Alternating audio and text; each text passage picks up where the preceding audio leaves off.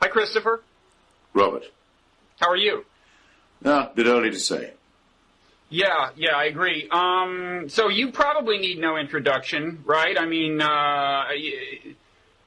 you're a columnist at Slate and Vanity Fair and author of God is Not Great, among other books. But is there anything else you want to say? No, that'll do it.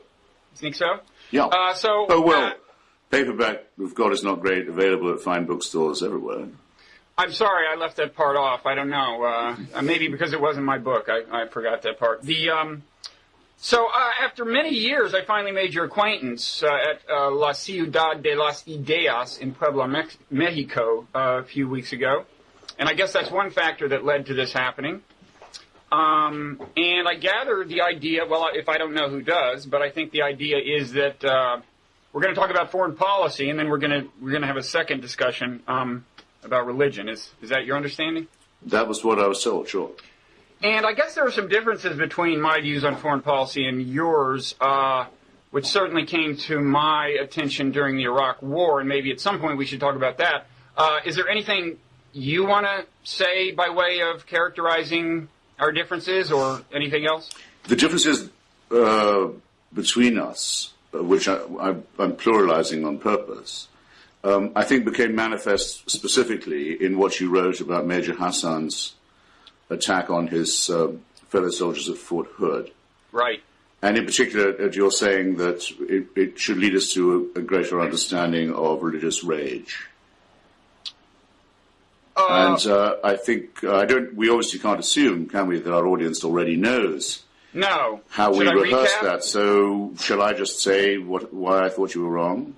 Well, let me say what I think. Well, why don't you say what you thought first? Yes, that's better. I think I was just making the point that, given that everyone seems to agree that among the factors that drove him over the edge was his outrage over the Iraq and Afghanistan wars, however unstable he was to begin with, for whatever reasons of personal circumstance.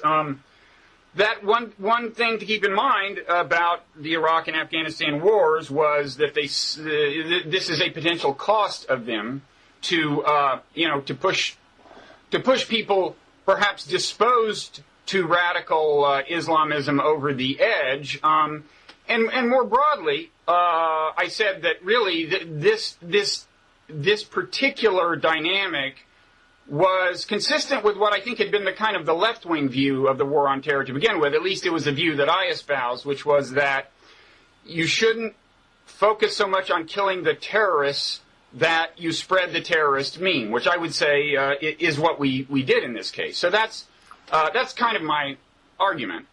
Well, perhaps paradoxically, I'd want to start by agreeing with you. I mean, at least you didn't make any bones about the Islamist element in Major Hassan's actions. If you recall, there was at least a week where everyone was trying to find out any other explanation than that, including quite senior people in the armed forces. They said, okay, this terrible thing's happened. The first thing we must do is not find that it's related to his religion. The president seemed to imply that in what he said. It took about a week before it was very clear. Yes, he had shouted Allahu Akbar.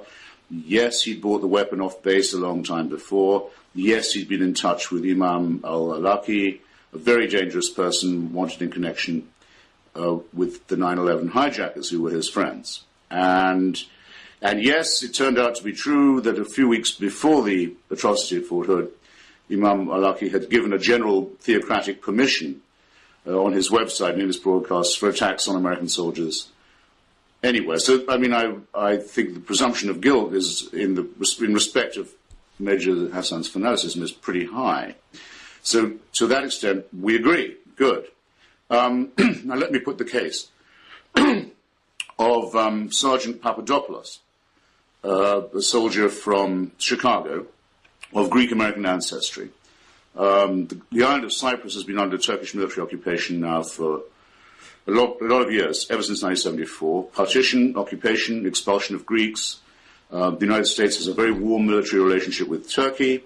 Are you telling me that if Sergeant Papadopoulos was suddenly to pack a clip into his gun and spray everyone around him on base, that this would be a wake-up call for our understanding that Greeks feel really very strongly indeed about Turkish imperialism? I don't think you'd do any such thing. There's a special privilege given to religious fanaticism in these cases, and I think it should be stopped. I'm not sure I even literally heard everything. I think religious fanaticism, in other words, makes it worse, not better. And the second thing is, if you're looking for how to diagnose Muslim outrage, once you start, you can't stop. I mean, what will it be this time? Will it be a cartoon in an obscure newspaper in Denmark? Leads to riots and killings and burnings and lynchings all around the world. Who would have known that was going to happen?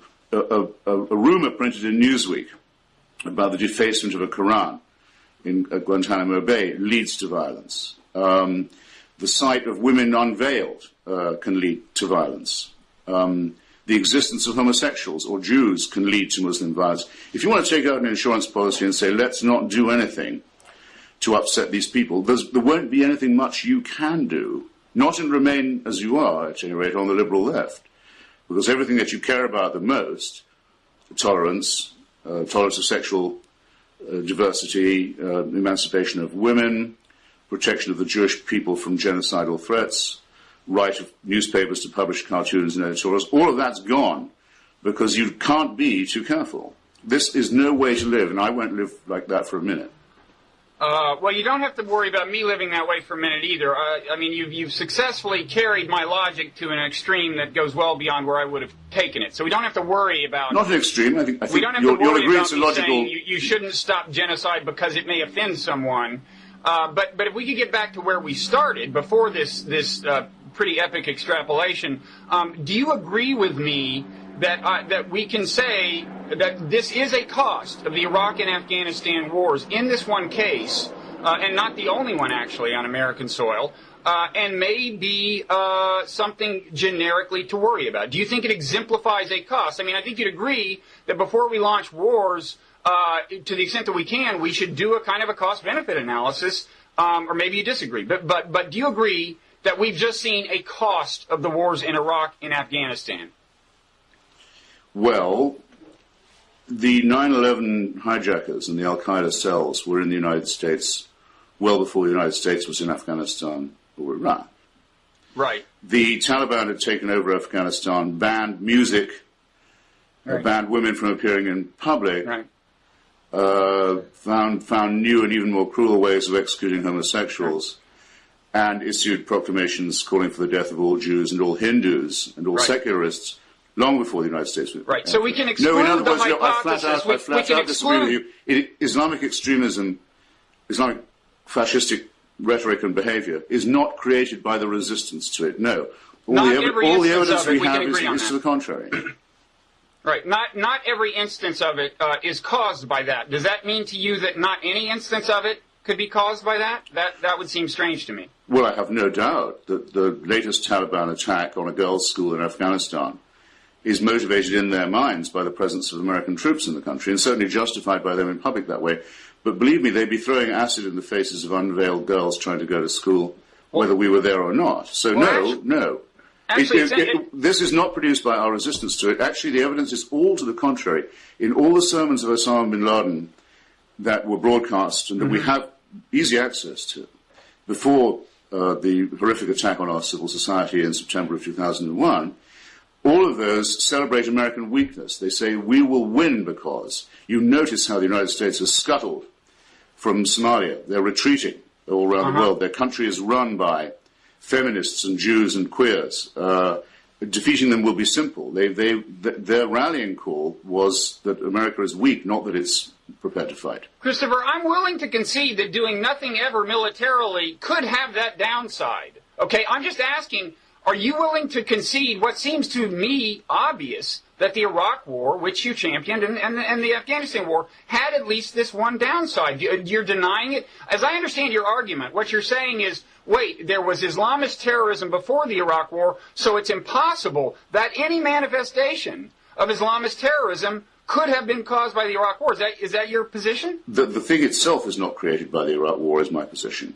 Now, you're dealing with something I know you well enough to know, not just from meeting you, but from your writings, you recognize as a fallacy, which is that of post hoc propter hoc. I'd suppose it could be argued that the decision by al-Qaeda in Mesopotamia to blow up the most sacred shrine of the Shia people, the Golden Dome Mosque in Samarra, might not have occurred if there were no American forces in the country. That's possible, but I think it's unlikely because there are many countries where there are no American forces, such as Pakistan, for example, where the Al-Qaeda extremists blow up Sunni mosques as a matter of principle. Well, you think the Hazara people of Afghanistan, the Shia population who were partly ethnically Persian, for example, were nearly destroyed under Taliban rule. In fact, at one point, Iran itself was considering invading Afghanistan to put a stop to that religious, clerical, ethnic atrocity until President Clinton stopped them from crossing the border. So, no, in no significant extent, to no significant extent, is this religious terrorism attributable to our decision to fight against it. Well, if you think that mosque would have been blown up anyway, even if we had not invaded Iraq and Saddam Hussein had been allowed to maintain his iron grip on the country, I think it's safe to say you're in a minority, which I know is not a position you're afraid to be in. No, I'm not. But I'm saying, but, you know, I actually said that I thought that particular one probably wouldn't have, but in general, the decision to declare the Shia to be heretics and put to the sword precedes our intervention there. Just as, for example, the decision of the Islamic insurgents in Algeria, where there were never any foreign troops, to announce that anyone who didn't agree with them was under the precept of takfir, excommunicated, liable to death, had nothing to do at all with the Western presence in the country. It was sui generis. You know, you mentioned school opposition to the bill to letting girls go to school and things like that in Afghanistan is one thing that incites Islamism. The implication being that, of course, doesn't mean we shouldn't champion it just because it incites radical Islamism. There's a book called 3 Cups of Tea. Are you familiar with that? By this guy, Greg, it's Morrison or something, who... Yes, I know of the book. I haven't read it. Very courageously has gone around Afghanistan building schools either for girls or co-ed schools so that girls in Afghanistan can have an education. And if you read that book, and that book has actually been commended, I believe, to American troops, or at least soldiers who are studying counterinsurgency doctrine by I believe, General Petraeus. In any event, there's a good vignette in there of him showing a moderate Muslim who is explaining how much damage the Iraq War did, and the imagery generated by the Iraq War did to his own desire to foster moderation within Islam, and what a handy tool it is for terrorist recruiters. There's probably. It sounds like you're willing to acknowledge. You're trying to apply, Robert. You're trying to apply reason and logic where it really doesn't work. A huge number of people have joined the jihad because they believe that the Israelis blew up the World Trade Center and that all the Jews left the World Trade Center just in time. I can't stop them from having that impression, but the impression they have comes not from any contact with reality or any reaction to objective circumstances, but from the belief in a fanatical religion. That's my first, last, and closing point on all of these things. Well, but it's an assertion. Now, if there wasn't a bomb that had fallen on an Afghan wedding, say, due to the incompetence of NATO and its refusal to commit ground troops, things of this kind, avoidable things, I'm sure the problem would be, to that slight extent, less. But in defining the problem, you're simply looking at the wrong diagnosis. You talk about Iraq. The Kurdish people of Iraq, as you know, as everyone knows, were subjected to poison gas, to chemical weaponry, to an explicit genocidal campaign, Quranically named, actually, by Saddam Hussein, the Anfal. It's a verse from the Quran about how you can plunder and destroy people.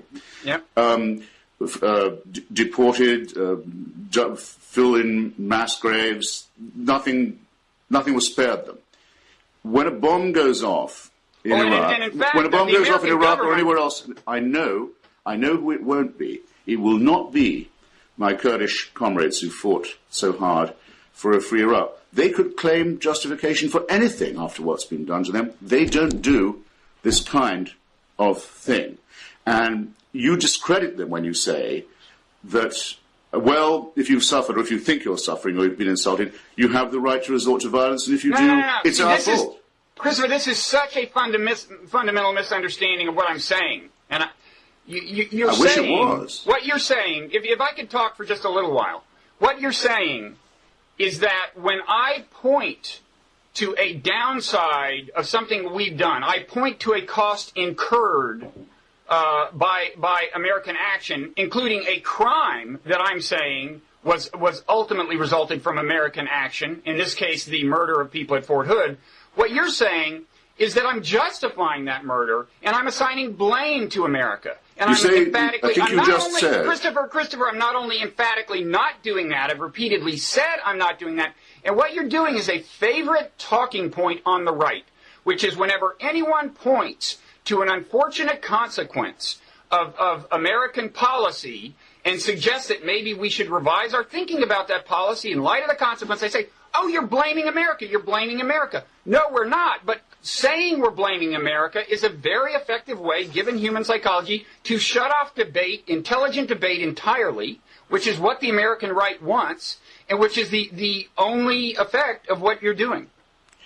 When our viewers replay what you just said, I think they will hear you say that the murder by a man who'd sworn a Hippocratic oath of his unarmed colleagues at Fort Hood was a consequence of American action. I believe that's what you said. I think it would not have happened had we not launched those two wars. Well, that's then, correct. all I wanted to do was to get you to say that. I'm content now. I think you've definitely made your point. I think there are all kinds of crimes that are committed that would not have committed but for some circumstance. That doesn't mean it's a legally or morally mitigating circumstance. It just means I'm sure you it's wouldn't a want to say fact that. about the way causality works in the physical universe, that things are that complex. And You to the think extent that you can regard take this- that into account in your thinking about policy, I You think re- you you should. regard this You think to- we shouldn't. You regard this to you as a physical law? Like No, I didn't say it was a physical law. You seem to imply it a second ago. Well, all laws are I'm a materialist. All laws are grounded in the workings of the physical world. Yes, all causal laws. Yes. I too am a materialist, but Good. I also, and I'm very preoccupied for that reason with the question of whether or not we have free will. But there's certainly many people, individuals and nations, who've been very badly maltreated, who do not resort to sadistic violence and claim that God ordered them to undertake it. There certainly are, and there are people who smoke cigarettes and don't get lung cancer. Does that mean that cigarettes are not a contributing factor to lung cancer, and that they, in certain isolated cases, are what push the person over the edge into lung cancer? You're saying that's not the case? Again, I'm very happy just to have you say that. I couldn't make my point better. No, I think you made the opposite of your point.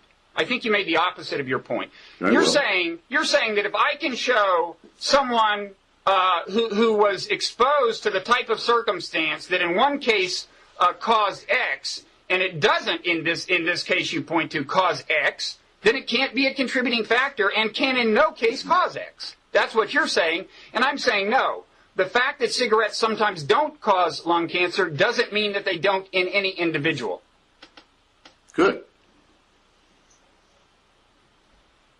Is that all? I win? No. I just want everyone to hear you say all that. Okay. Good. And they can replay it as often as they like. Now, do you want to talk about the Iraq War broadly? Sure. So, because I do think it's kind of, it delimits our worldviews pretty effectively. But first of all, you don't agree with me, I gather, that in terms of international law, the Iraq War was a pretty dubious enterprise. Well, international law itself in some areas is rather dubious, but there have been four, or vague, nebulous.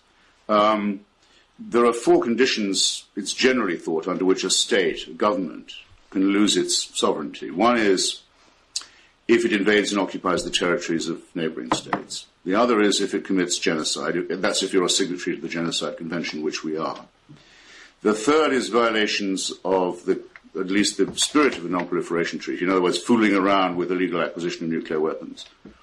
And the fourth is giving aid and comfort and hospitality to nihilistic international gangster groups. Now, Iraq was guilty of all four of those things on more than one occasion. It was a serial offender under all four. Hadn't been punished for them at the time it was doing them, but had put itself way outside the law. And after the attempt to annex Kuwait, to destroy a neighboring country, not just to occupy and invade it, but to abolish its existence, a member state of the UN and of the Arab League, signed a ceasefire with the United States, on condition of which its regime was allowed to retain power. Many of us thought at the time that was a mistake.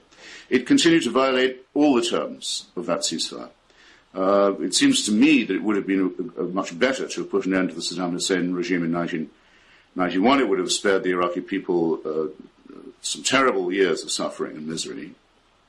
And it would have shown that the United Nations was serious about disciplining members that don't have any respect for international law. But if you believe that the only violations of international law or the only important ones are committed by those who considered Saddam Hussein to be an outlaw, I certainly know where you're coming from. I'm familiar with that viewpoint. Well, so wait, you're saying there's these four things that legitimize invasion, or at least strip a nation of its immunity to invasion. Yes. One of them is having invaded another country? Yes. You're talking about Kuwait? Kuwait and Iran. Well, okay, but I mean, Kuwait, of course, the Iran war. I suppose one might add the launching of indiscriminate missile attacks on the state of Israel, which was a non-combatant in the Kuwait war. I can go on if you like about that. Okay, but of course the Kuwait war, I mean, that was the most recent infraction we're talking about. The Kuwait war had been literally dealt with under international law. The Security Council got together, rolled back the aggression, dropped a lot of bombs, killed a lot of Iraqi soldiers. It could have, if it wanted to, inflicted more punishment, but the body in charge of enforcing that bit of international law chose not to. And, on certain conditions that Iraq signed at the ceasefire agreement on the border, right. all of which it later broke. I say Iraq. I mean, I don't mean to say Iraq. I mean the Saddam Hussein crime family, which considered itself to be, and in fact was, the owner of everybody and all property within Iran. First of all, that's a separate matter from the invasion per se, which just had been dealt with. So I don't think that particular leg of your argument holds up. Now, you're right. Subsequently, as a result of the invasion, Iraq agreed to do some things with respect to its nuclear weapons, and you say that another justification is fooling around with weapons of mass destruction, another justification for invasion. That strikes me as the most ridiculous of the four, because, of course, Iraq had let the inspectors in, and they were not denied access to a single facility that they asked to inspect, and there's no doubt that if George Bush had been earnest about wanting to find out if there were indeed ongoing infractions, he could have gotten, for the rest of eternity pretty much, to continue searching for weapons in exchange for holding off the invasion. So the idea that we had to invade to find out that they didn't have nuclear weapons is ridiculous. The question of the great thesaurus of the United Nations resolutions that was accumulated by diplomacy over the years was this: would Iraq come into compliance with the resolutions that confirmed its disarmament? Now, you're not going to tell me that you think Iraq ever came into compliance. A bizarre thing observed by many people inside and outside Iraq was the apparent unwillingness of Saddam Hussein to admit he didn't have weapons, even if he didn't. He wanted people to think that he did. He wanted to keep everybody permanently on tenterhooks. They never came into compliance. That's why the United Nations Security Council voted unanimously before the business of the second resolution was brought up by Mr. Blair, to say that they weren't in compliance and serious consequences would naturally follow. I myself would have thought that was authority enough. I wish the second resolution debate had not been allowed to muddy the waters. You didn't take his admitting the inspectors and letting them go wherever they wanted as a way of saying, I don't have nuclear weapons? He did not let them go wherever they wanted. He wouldn't allow, for example, you to. He absolutely did. No. And I encourage people to fact check this and come up with a single facility, Christopher. Come up with a single facility. I don't expect you to have it at your fingertips now, but I would like somebody to point to a facility to which the inspectors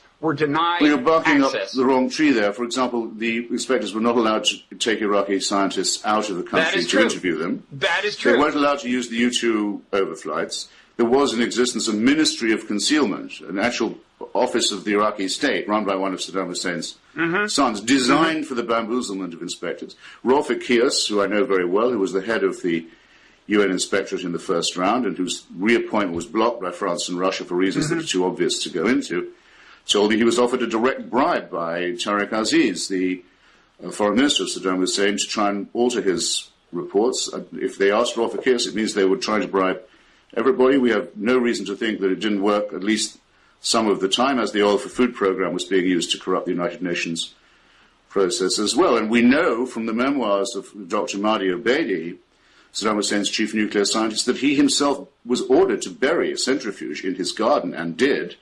And we have the open record. We have the open record of that being dug up and shown on camera. That was all for anyone to see. They tried to bury what they had against the day when the sanctions would break down and Saddam Hussein would be out of his famous box. The presumption of guilt in the case of Saddam Hussein and double dealing on WMD is absolute.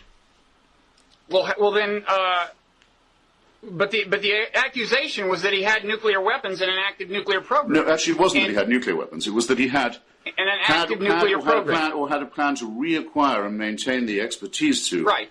And it's not chemical and biological weapons. And yes. if you have the free run of the country and can go anywhere you want, it's not hard to establish whether that is or is not the case. How many inspectors were there? You know, if you know as well as I do. How big is Iraq? You know as well as I do that if George Bush had been earnest and had not just been looking for an excuse to invade and had said at the last minute, I will hold off on invasion if we multiply by 10 the number of inspectors and give them another 2 years, you know damn well the Security Council would have done it in a minute. And in any event, if he didn't think they would, he could have tried. But he didn't try because he didn't want to avoid the war. Now, it's fine to point to technical senses in which Saddam Hussein was still in non-compliance. But if what you're saying is there was some kind of serious effort to find out whether he had nuclear weapons, and in the end, invasion was the only option, that is utter nonsense, and I think you would have to agree to that. The President's speech to the United Nations on September 11th, 2002, mentions that as only one of 4 major objections to the continuing private ownership of Iraq by this psychopathic crime family. But I think it's good enough because, as an argument, yes, because that regime was the only one that we knew had both acquired and concealed the acquisition of and the manufacture of, and then later used on neighbors and on its own population, weapons of mass destruction. Now, that's a very grave state of affairs. It wasn't punished at the time; it should have been, but it's been punished now. And I find I'm not sorry that Saddam Hussein is no longer the private owner of Iraq with his terrible his terrible son. Oh, I'm not sorry about that part. There are just other questions. That's definitely an upside. I mean, I think perhaps more than you, I will concede the upside of policies I oppose. Most policies have some upsides, but right now, I mean, to focus on that right there, you're talking about ONFAL, which people argue about whether it comports with the definition of genocide in the strictest sense. But leave that aside.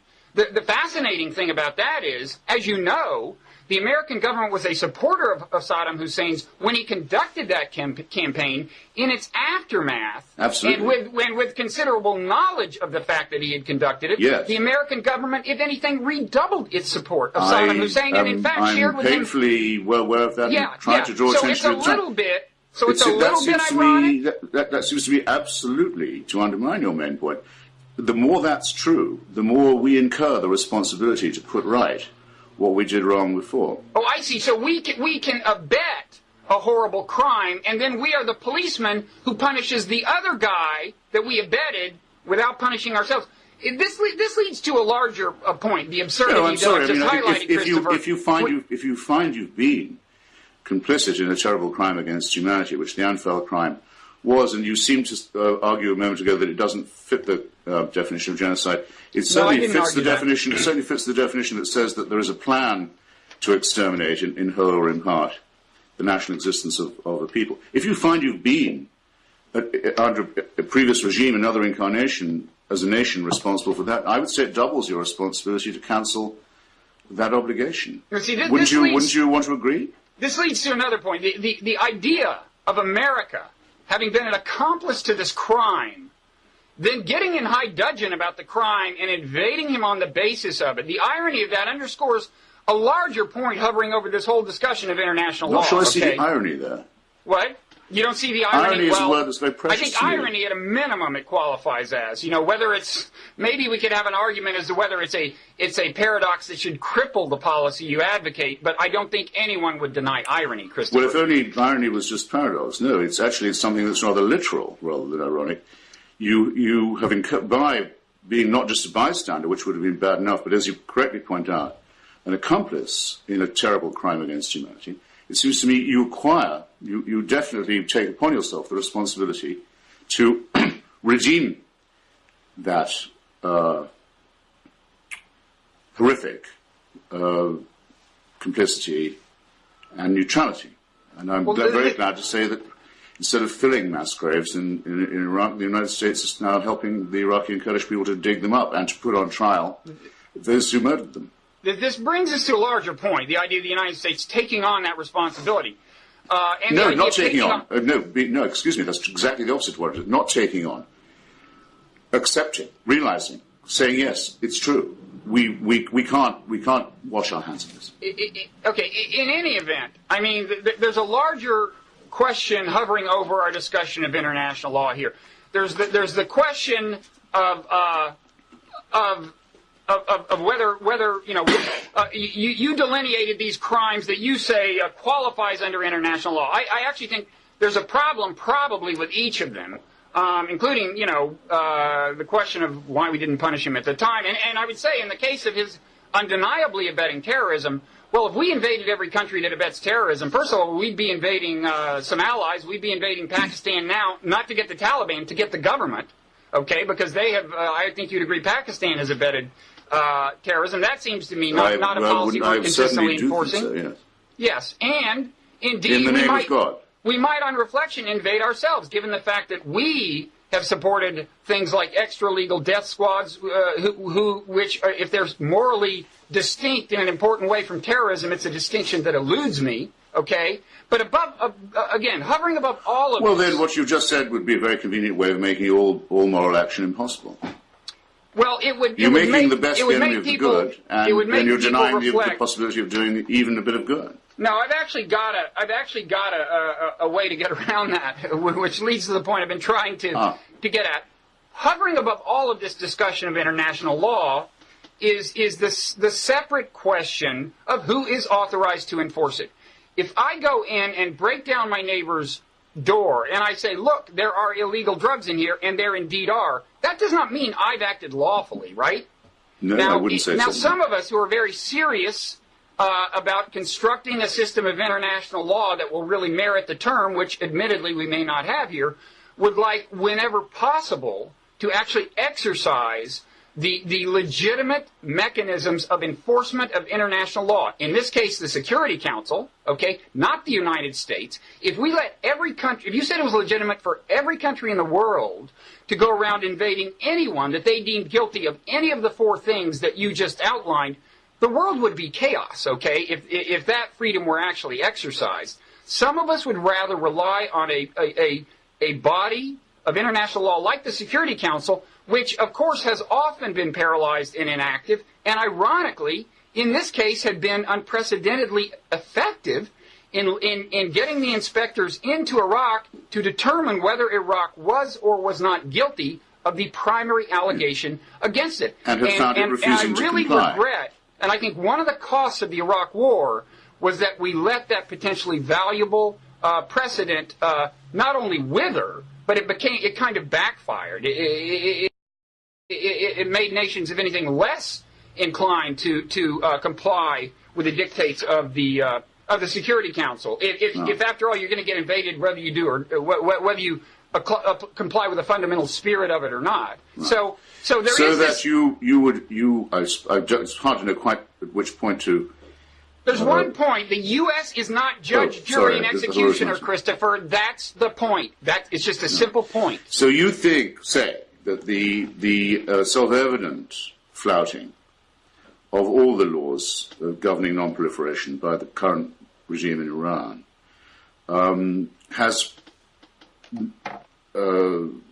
is not opposed by Russia or China just because they think the Americans made a mistake in Iraq. The Russians and Chinese would otherwise be in full compliance at the Security Council and saying, yes, it's true, the Iranians have broken all the rules, we have to do something about it. No, I don't believe that. Why did you think I did? I'm so glad to hear you don't.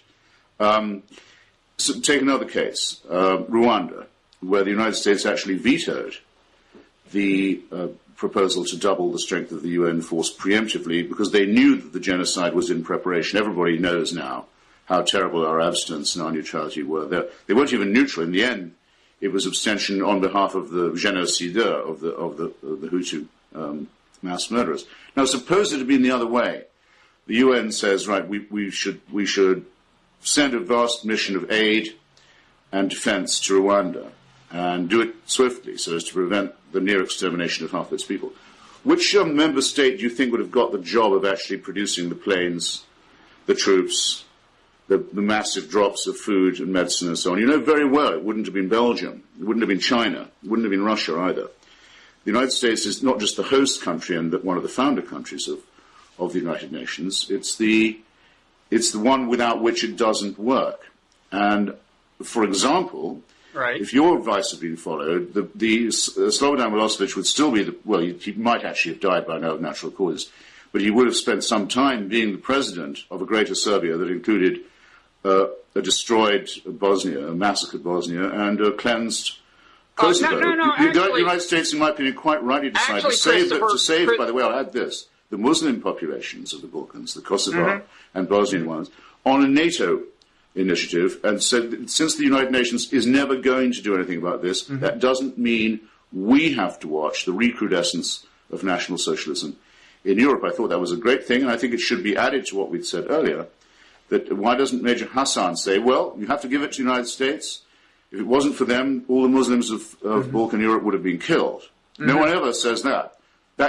No action is attributable to a US action like that. It's only attributable to the US when it's the other way around, supposedly. We actually saved Kuwait, a Muslim country, from destruction. We saved Afghanistan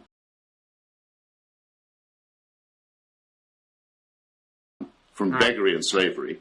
We saved Iraq from a terrible fascist dictator and the Iraqi people, the Shia majority of whom are very grateful to us, and the Kurdish ones too. None of this is ever counted in, is it? When the question of terrorism and irrational theocratic violence has been discussed. You're kind of changing you're covering a lot of things here. Let's say. Well, I'm trying to make it consistent with our earlier discussion. Yeah. You said that if I had my way, we would not have intervened in Bosnia. I can point you to columns I wrote long before the American government finally decided to support intervention there, advocating intervention. What about the UN? What if the UN is against, as it was? Actually, I don't think the UN, in the end, I think that did get UN support, did it not? It was, in any event... It doesn't matter, because it certainly wasn't done with the United Nations' permission.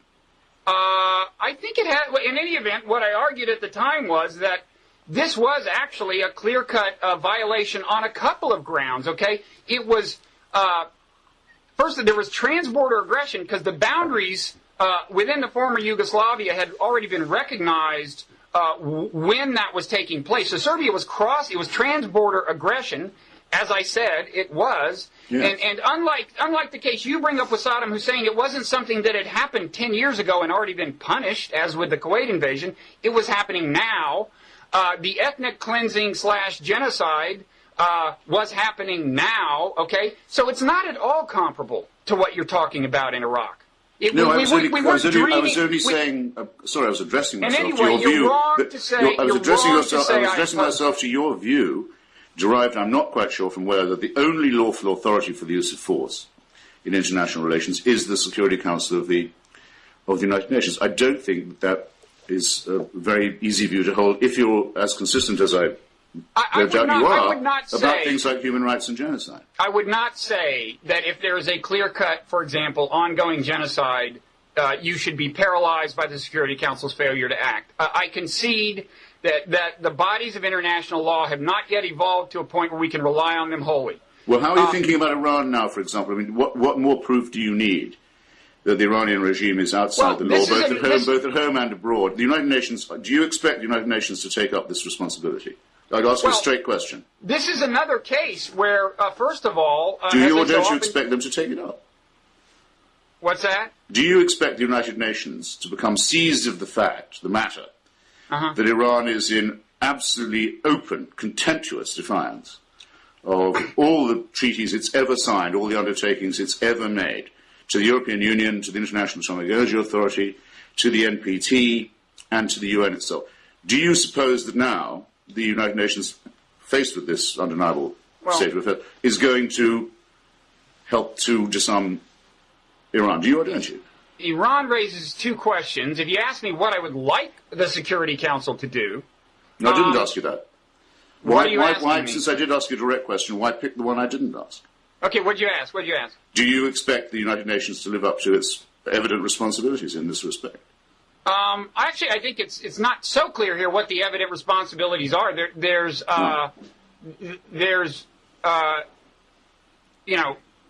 it's really, I think, experts tell me it's not so clear that we would have to stop anything Iran is evidently doing to keep it in compliance with a non-proliferation treaty. What we would have to do, and this I would support, and this is something we have not offered Iran, by the way, in the terms I'm about to describe.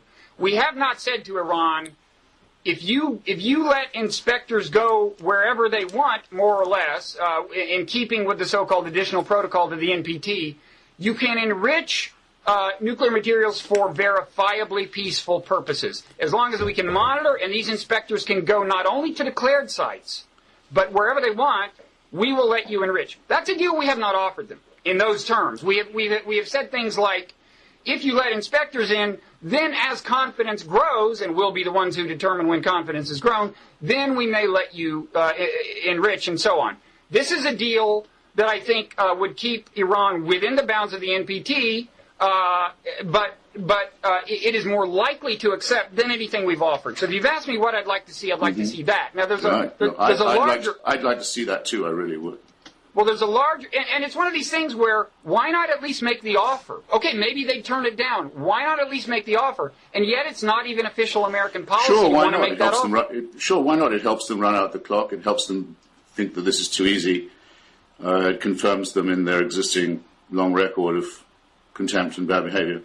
Why not? It's certainly consistent with everything we've done so far. Okay, so then, so you're against it, I take it. No, I'm for trying it too, just to convince the last doubter. Why not? Why not?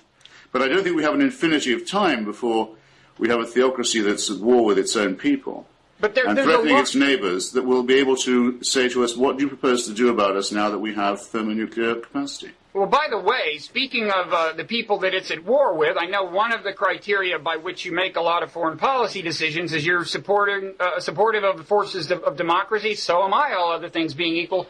There is this irony in Iran, which is that the so-called good guys, the forces of democracy, seem more obstinate, even than Ahmadinejad, in this particular case. According to the Kremlinologists, if they're to be trusted, Ahmadinejad was in favor of the deal whereby their nuclear materials would have been transported to Russia, and the opposition, and maybe what the critical mass was in the opposition, came from, among other places, from the reformers. But I don't want to get in the way of your... there are nationalists among the reformers, that's true. Right.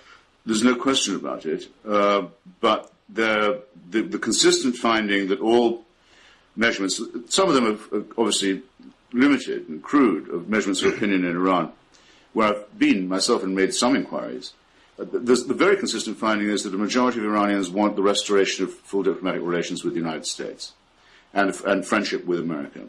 Now, they have to know that the price of that is not that they give up their nuclear program, but that they give up a nuclear weapons program. We'll build them the reactors. We've said we'd like them to have nuclear capacity because it's so much better than squandering their oil.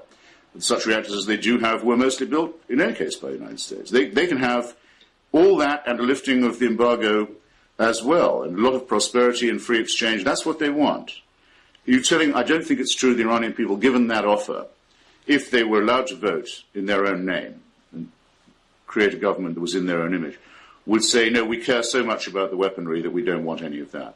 All the evidence is to the contrary. It's very important, I think, that we become, I say we, not just the United States, people like you and I, become firmer and faster friends of the Iranian democratic movement and ask ourselves every day, what have we done to help them? Well, I'm certainly not against their taking over, but there is just one larger issue that I think frames the Iran case, and that is just, you ask what should the Security Council do? Well, one problematic thing, and I'm sure this seems especially problematic from the point of view of some Iranians, is just a massive inconsistency. The fact that we have let the idea of a consistent non-proliferation regime just completely fall apart. I mean, for example, if Iran tomorrow said, in keeping with the terms of the NPT, we're getting out of the NPT, we're opting out, which you're allowed to do under the NPT, and we're going to build nuclear weapons, then they would have exactly the same standing as Israel, Pakistan, and India. And yet I don't think you would really fundamentally change your view of what we should do about Iran. And granted, the Iranian regime, of all those four regimes, the current Iranian regime is the one I would least like to have nuclear weapons in the hands of. But the larger point is, we're not able to say to the Iranian people, here is this general principle that we expect you to abide by, that we would expect any nation to abide by. And until we are able to do that... That's not quite true, because what Iran is doing is building a weapons capacity while remaining a signatory of the NPT.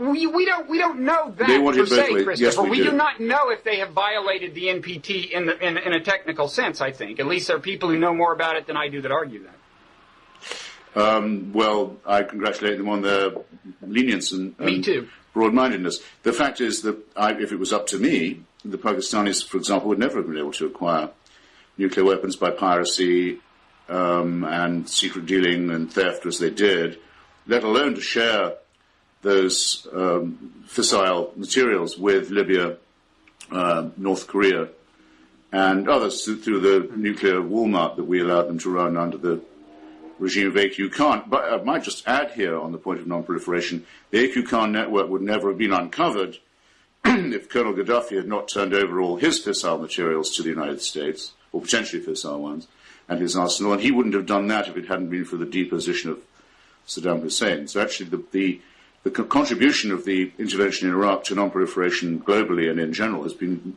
greatly underestimated. Oh, I beg to differ. But because it's not my fault or yours that the states of Pakistan and Israel and others have unlawfully acquired nuclear weapons. But we are faced now with a very aggressive state that's at war with its own people and threatens its neighbors, that uses messianic rhetoric, becoming a thermonuclear power. Now, I just don't like the idea of you wanting to change the subject there. That's true, whatever else is true. I told you what I would do about it, and I told you why...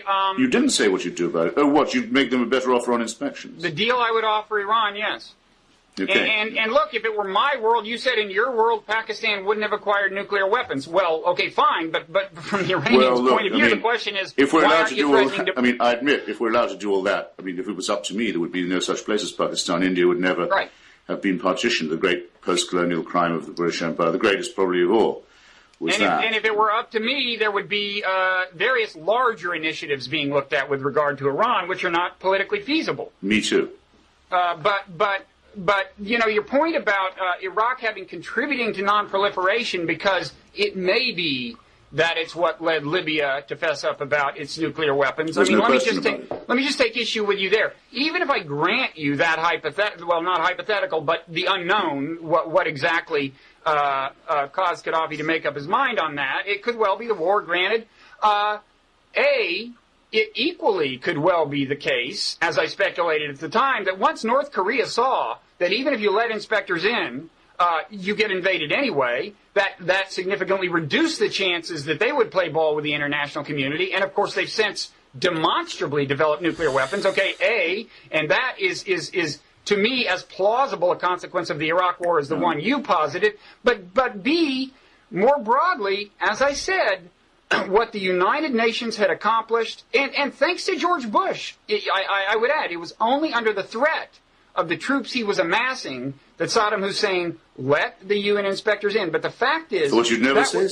That was a vital precedent that could have done great things to nurture the ongoing evolution of a non-proliferation regime. Instead, the opposite happened. This evolution was sabotaged by George Bush. And I still say, on balance, the Iraq War was very bad for the non-proliferation cause. Well, I spoke to the British diplomat who had been the ambassador in Tripoli. He was then, when I met him, he was in Iran at the time, who said that Gaddafi was induced to give up. And remember, he gave up his weapons and he offered his surrender of them, not to Chirac, not to Putin, not to Kofi Annan, not to the European Union. He went first to Blair and then to Bush. Suggestive in itself. We got him in three ways. One, we had very good intelligence, better than we had in Iraq, I'll freely concede. We shocked him when we went to him and said how much we knew. Third, the Lockerbie business. Second, the Lockerbie business was becoming totally oppressive to him. The Scottish courts were never going to let up. And three, he was terrified by what he'd seen happen to Saddam Hussein. And when he handed over his material, it was more than we thought he had, and more advanced as well. It's all in Oak Ridge, Tennessee now, a good place for it to be. But by analysing it, said, where the hell did he get this? We walked back the cat. It can only have come from Pakistan. And we shut down, much too late, the AQ Khan network. I think that's a generally positive thing. Robert, to go back to what you were saying before about North Korea, I'm sorry to say, I keep finding this note of what I'll call masochism in your argument.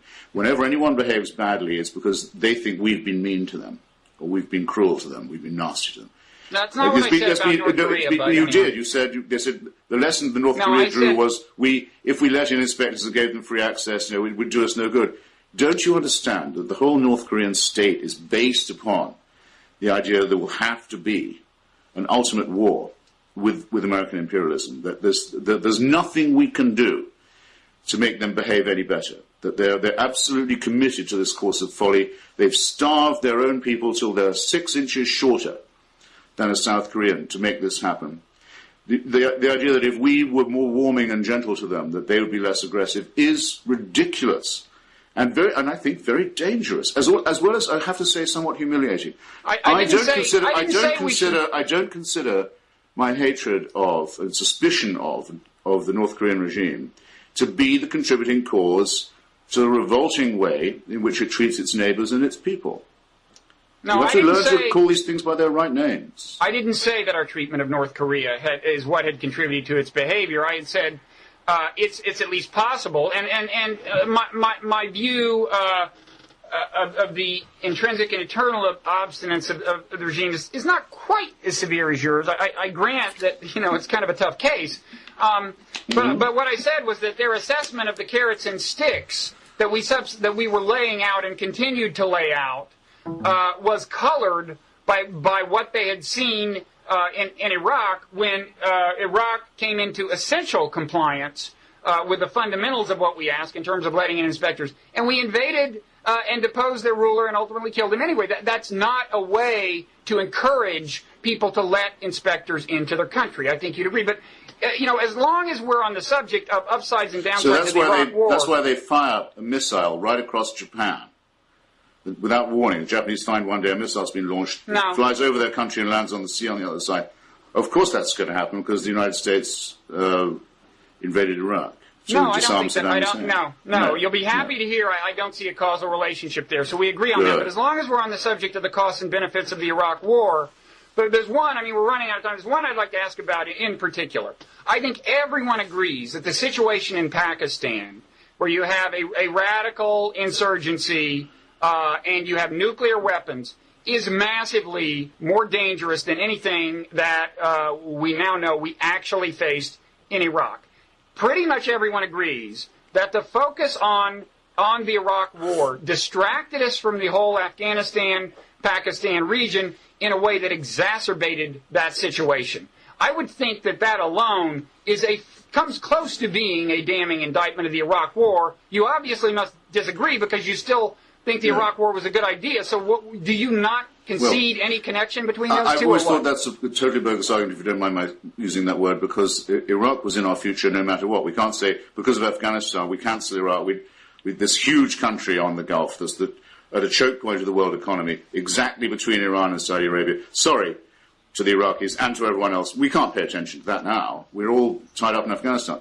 That would be not just to cease to be a superpower, it would be to cease to be a thinking country at all. Iraq, unfortunately, forced itself upon us, and I think that, in a very, admittedly, very clumsy and incompetent way, we finally lived up to long inherited responsibility. I also think you're wrong at the other end of your syllogism, in that everything we needed to know about the danger from Pakistan and in Pakistan was available to us and should never have, essentially, should, for no reason at all, under no pressure, have wavered. I wrote an article which you can look up easily. It's in a collection of mine called Love, Poverty and War. Long report from Pakistan, just after 9/11, long before any real confrontation with Iraq was in the offing, saying exactly why this is a terrifyingly dangerous place. There was no one. If you are exculpating any American official who didn't do their job in pointing to that danger, if you say to them, allow them the exit clause. Oh well, we were all so busy with Iraq we couldn't be bothered. No, we had a long-term, very heavy commitment in Pakistan, and we played it wrong, and we still are playing it wrong. It's not because of Iraq that we fail to see that Pakistan still wants Afghanistan as its colony, and that it invented the Taliban in order to have a dependency, a client state in Afghanistan. And it did that long before 9/11.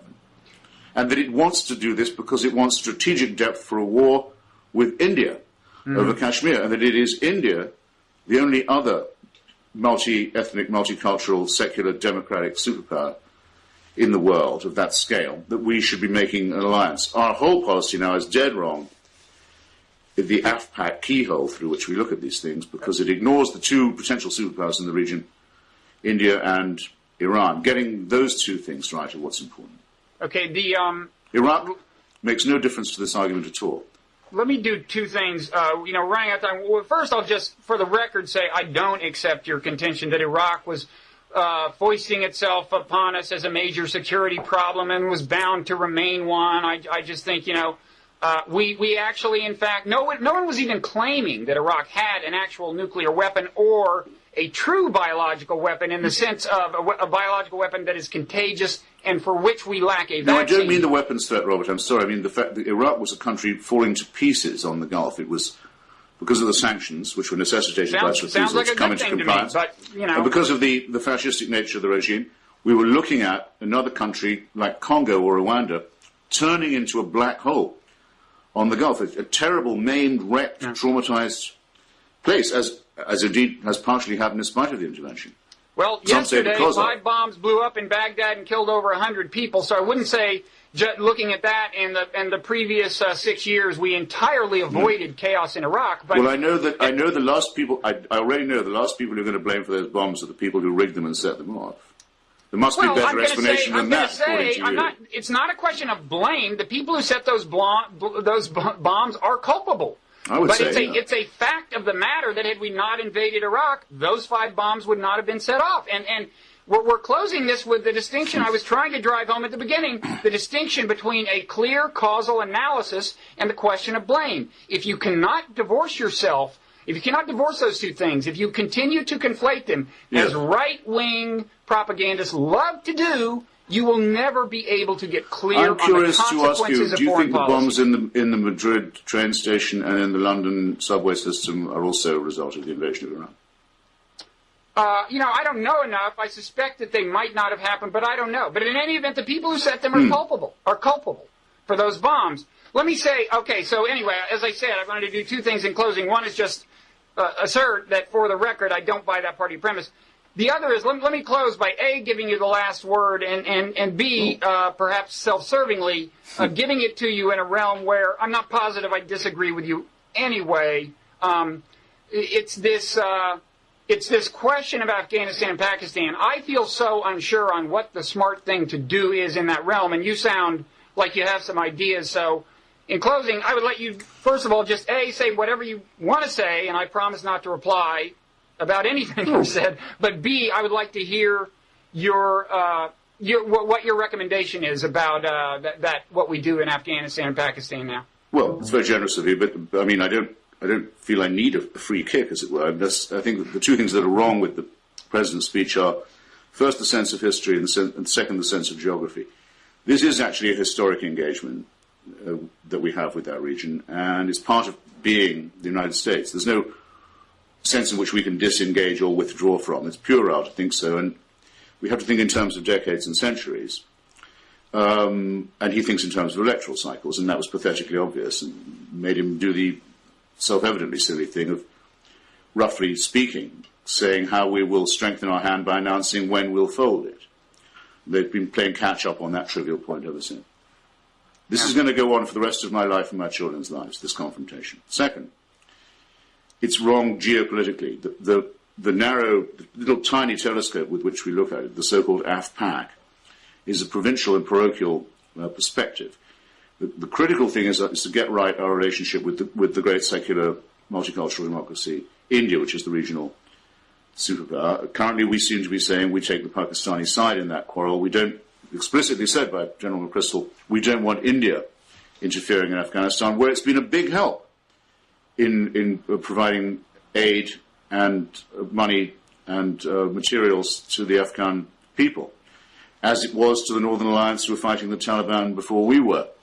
And second, if we don't get Iran right, if we don't find a way of putting ourselves simultaneously, and again it's history and geopolitics, for the first time in our history, on the democratic side in Iran, on the side of the people, and against their oppressors who are trying to guarantee themselves against regime change, as Saddam Hussein did by the illegal acquisition of nuclear weapons. So we don't get that right as well.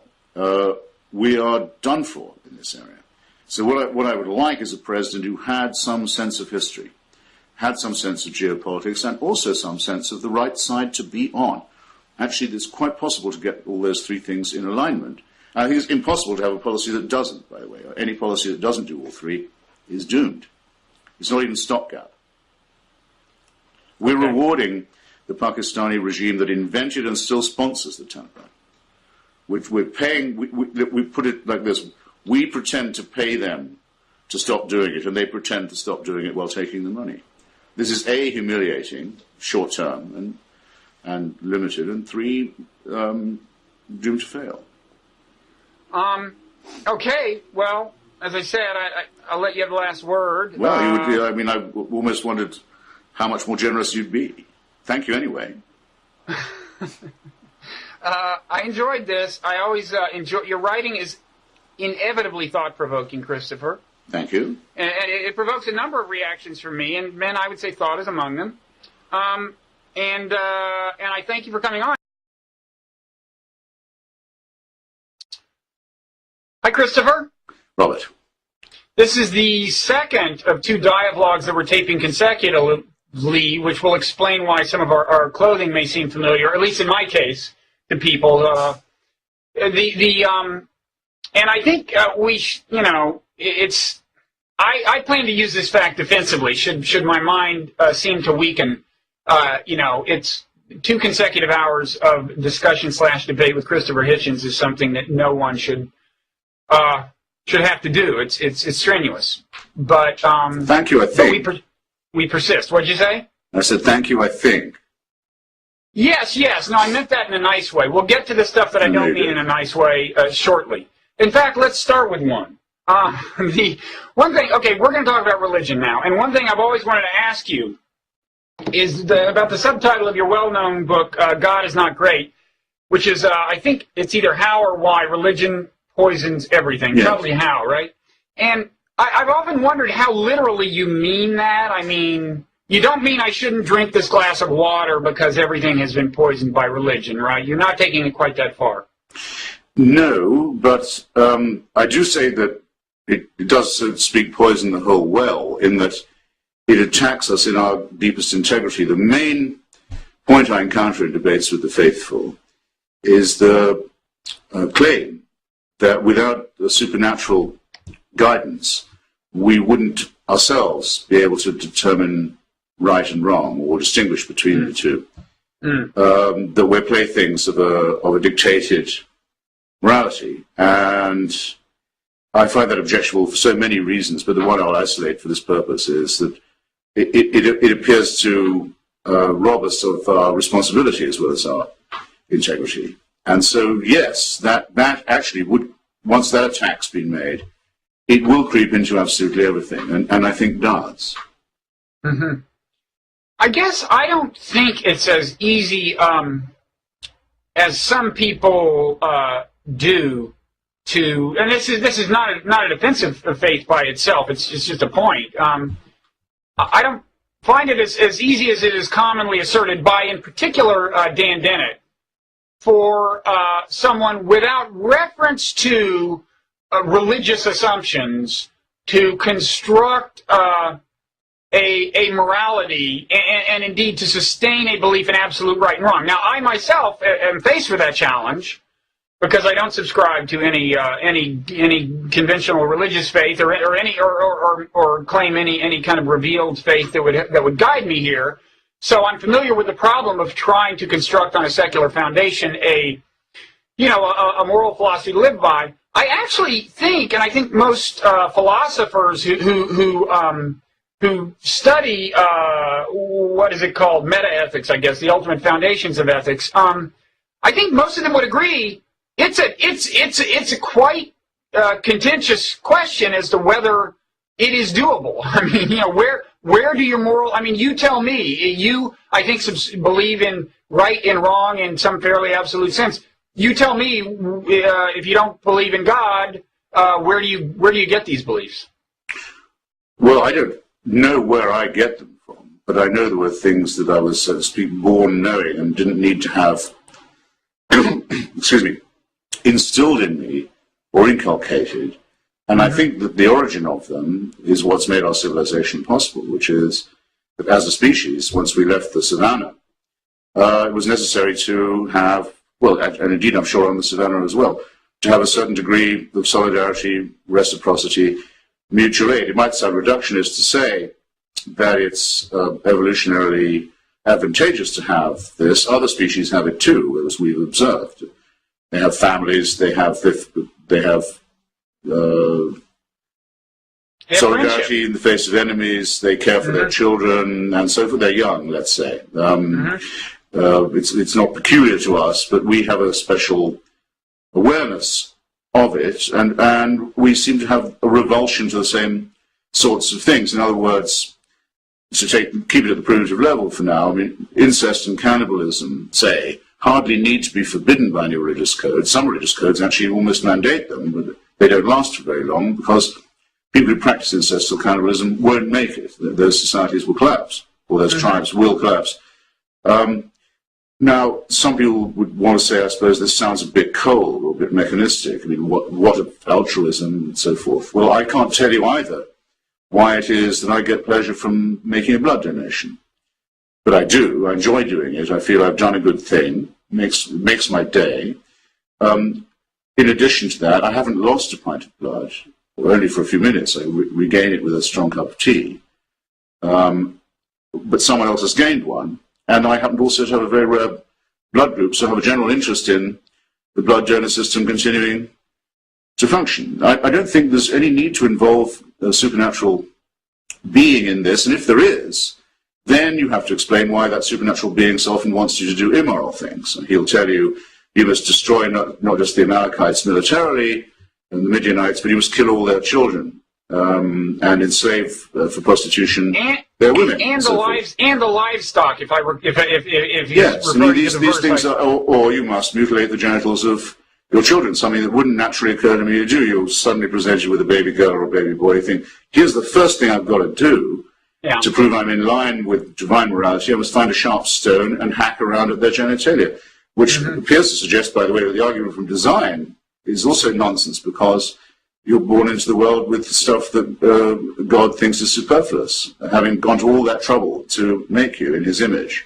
This is nonsense. It's also, I think, wicked nonsense. Yeah, he could have saved himself some trouble by just could.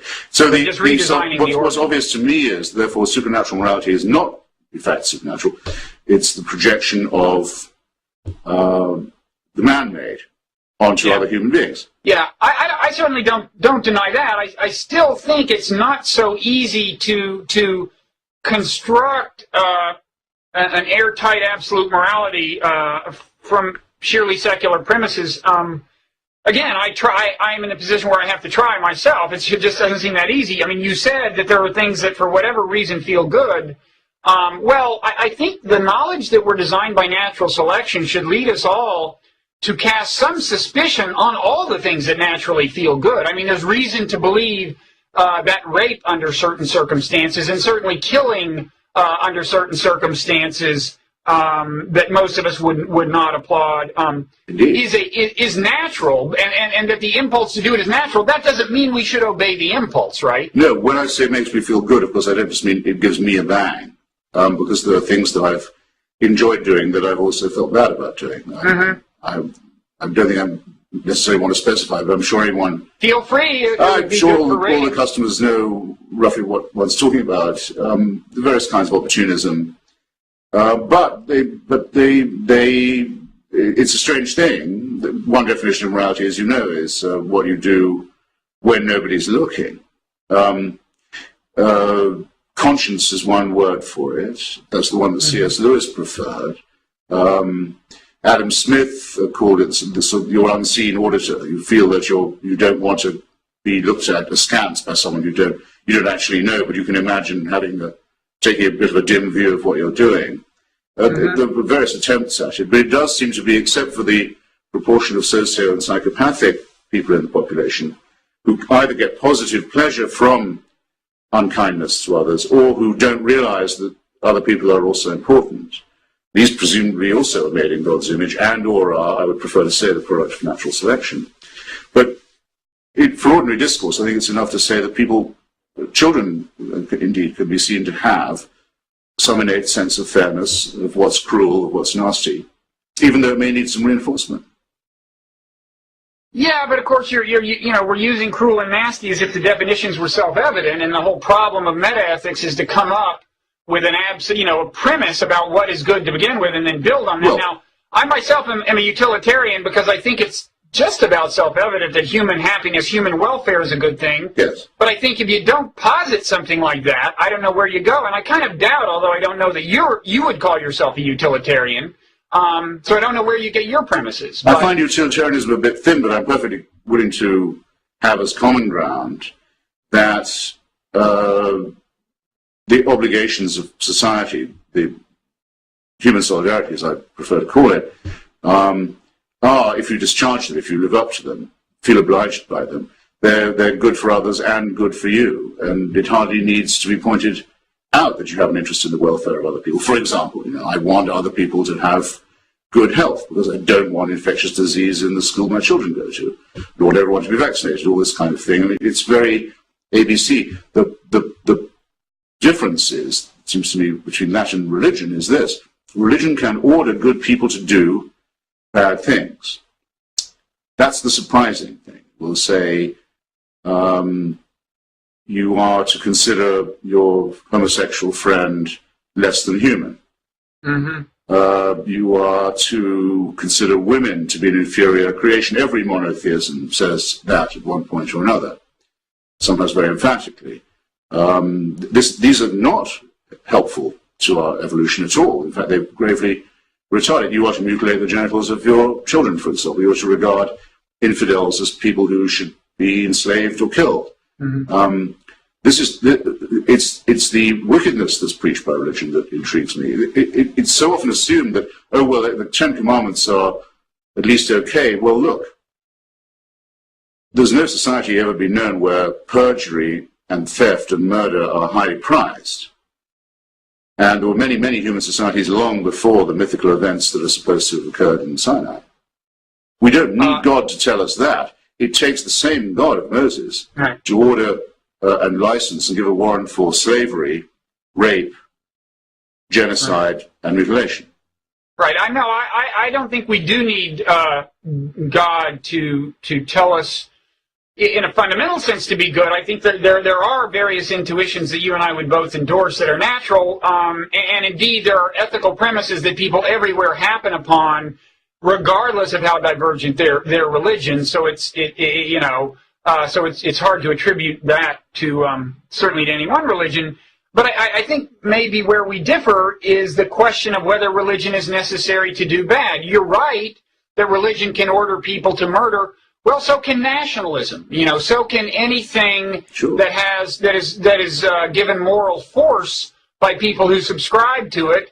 And everyone attribute moral force to something, pretty much to something they subscribe to. And when they kill people, they justify it in those terms. Of course. What's not clear to me people do have a tendency to decide that violence is justified in their own case. But if you want a multiplier for racism and nationalism too, if you say that this nation or race has God on its side, I mean, as you know, the belt buckles of every soldier in the German army that organized Hitler's genocidal imperialism, the belt buckle reads "Gott mit uns" in German. Yeah. God is with us.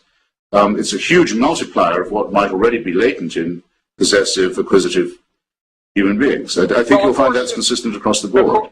Of course, most American soldiers were probably believers, and their courage during the war, that very same war, was probably sustained by the belief that they would go to heaven, and I think you would say they were on the right side. So it seems to me that in that case, it's certainly far from being the case that religion was on balance. No, I mean, and of course the Americans won. That's true, but it would support my point that this is man-made, because it can't possibly be that God was on both sides. Well, certainly man-made, Christopher. You're not going to get. I'm not a. You're not going to get an argument with me about that stuff. No, I'm not trying to pick one. I'm just saying it's an I want to get back to the subtitle of your book, How Religion Poisons Everything. It's just not evident to me that it does. So what do you say? I think that religion makes good people consider doing or justify doing bad things.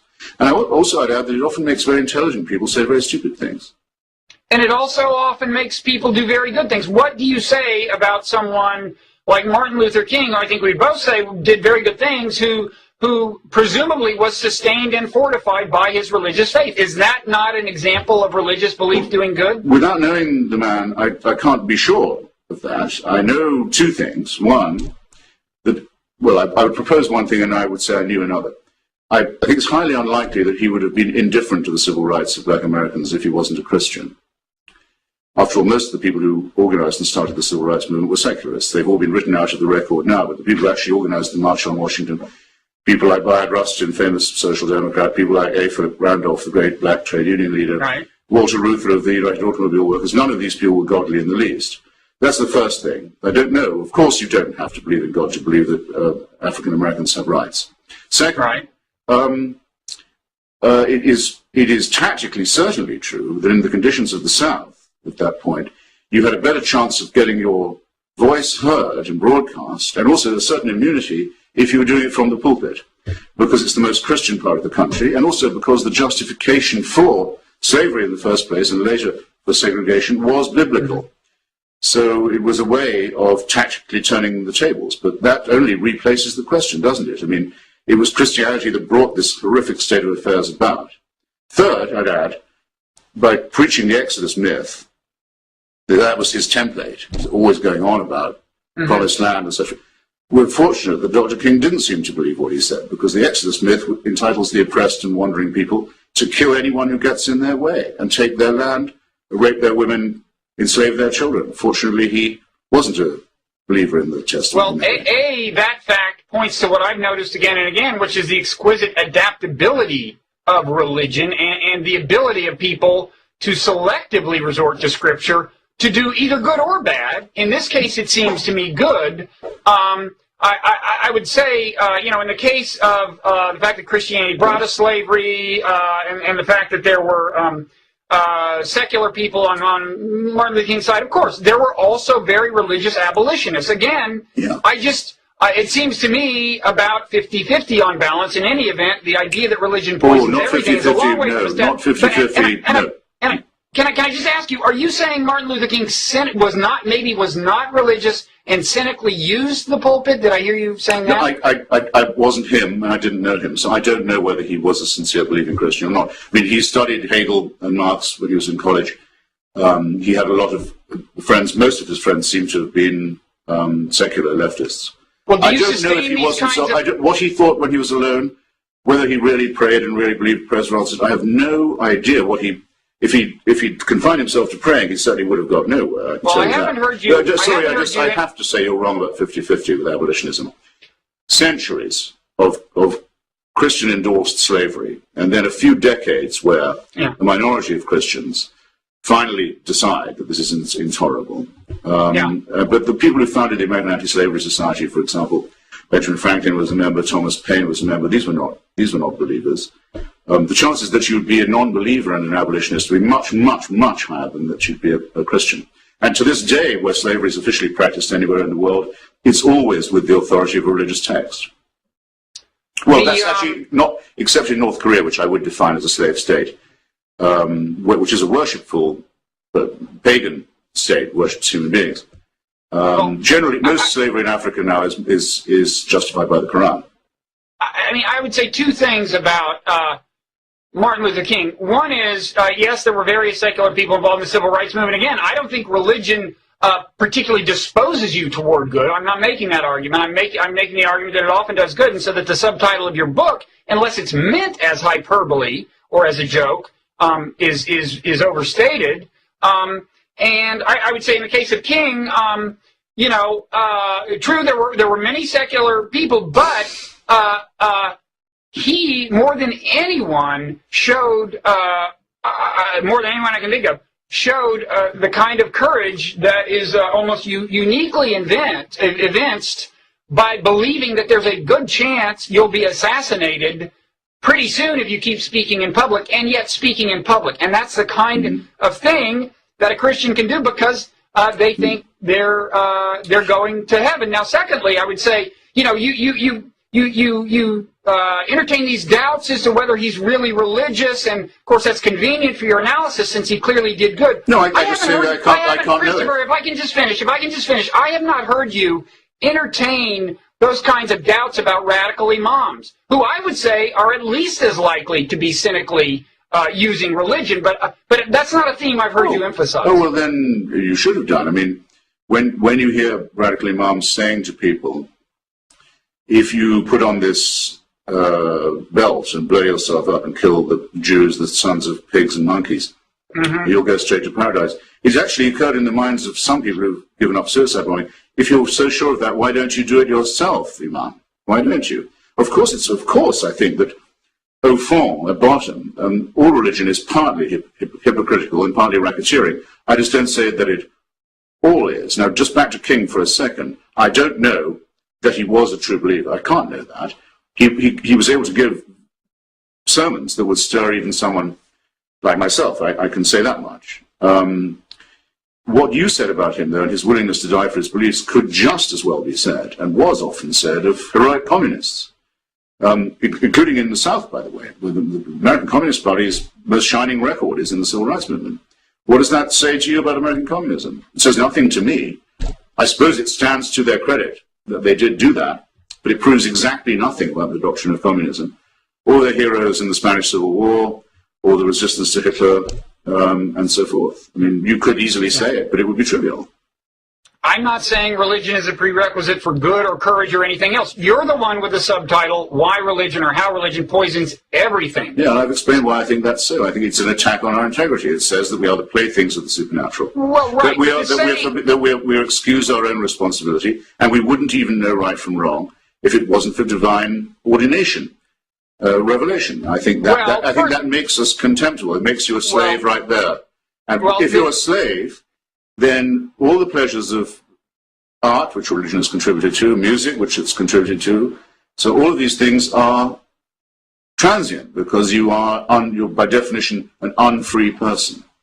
So I believe that the crucial emancipation that every individual and every society ultimately has to make is from religion. There. I'll say it all again if you like. Well, no, you don't have to.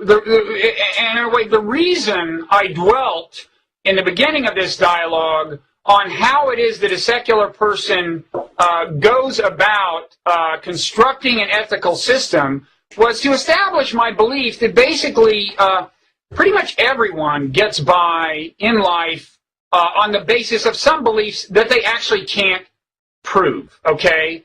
And in that sense, it's not strictly rational.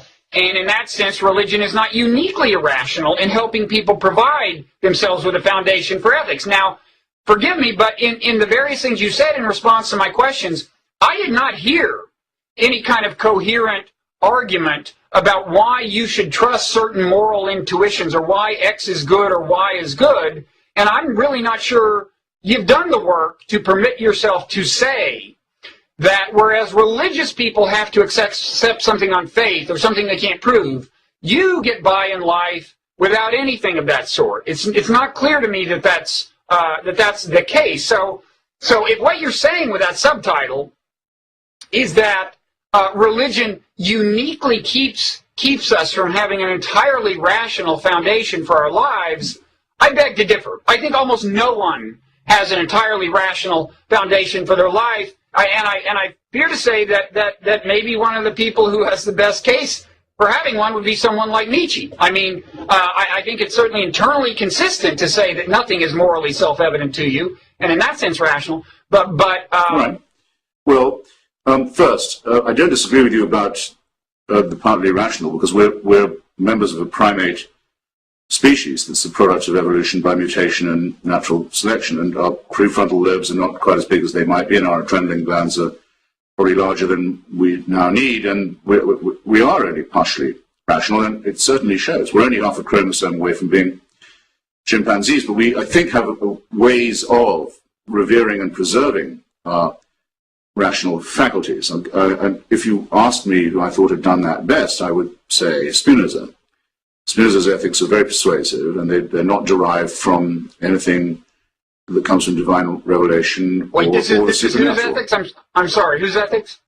Spinoza. First known as Baruch, but then when expelled and excommunicated and condemned, ostracized by the synagogue in Amsterdam, and condemned by all the Christian churches in Europe as well, became Benedict. A pantheist by common description, right? Yeah, well, yes, pantheism is the only way. He's not even a deist. I mean, he says that God is sort of everywhere and everything. Right. He repudiates the idea of a personal God. Then the second very intriguing question, what things can we say are true for all time? Now, what most people have hit upon is the golden rule, sometimes known as love thy neighbor, sometimes love thy neighbor as thyself, which I think is, by the way, impossible, and even immoral, because it demands something of you can't do, so you'll have to go on failing, so therefore you'll have to feel guilty. No one's going to love people like they love themselves and their own families, so it's guilt-inducing and coercive. Or sometimes stated as it was by Rabbi Hillel and Confucius, long before any monotheism by Confucius in the Analects, don't do to another person what you wouldn't like done to yourself. Now, is that really true for all time and all people? I would actually say not. I mean, it's only as good as the person saying it, for one thing. I mean, well, wait. I don't want Charles Manson to be treated as I want to be treated. I don't. There are a lot of people I think should be treated worse than me, and I could give you persuasive reasons why I think that's so, but I couldn't say I'd found an absolute truth, and neither can any religious spokesman do that. Of course, the way people get around that is they say that I would not ask myself to be treated, to be kept out of prison if I murdered people, and so they maintain an internal consistency while subscribing to the golden rule. But you're right, that's why subscribing to the golden rule by itself will get you nowhere, because people are very good at thinking up reasons to exclude people. I would call that casuistry. What's that? I wouldn't call it consistency, I'd call it casuistry. And when you're talking to people like that, they already have all the information they need, so that every new thing that is discovered or thought, they say, oh, actually, that was always in the Bible all along. There's no nourishment in a discussion of that kind. It's the same as saying, those who are without sin, only those without sin can cast the first stone. It's a completely preposterous idea, as is the idea of an eye for an eye, a tooth for a tooth. Both these extreme positions on morality are taken in the Bible, and both of them are utterly useless to us. One is savage and boring, and the other is insipid and inapplicable.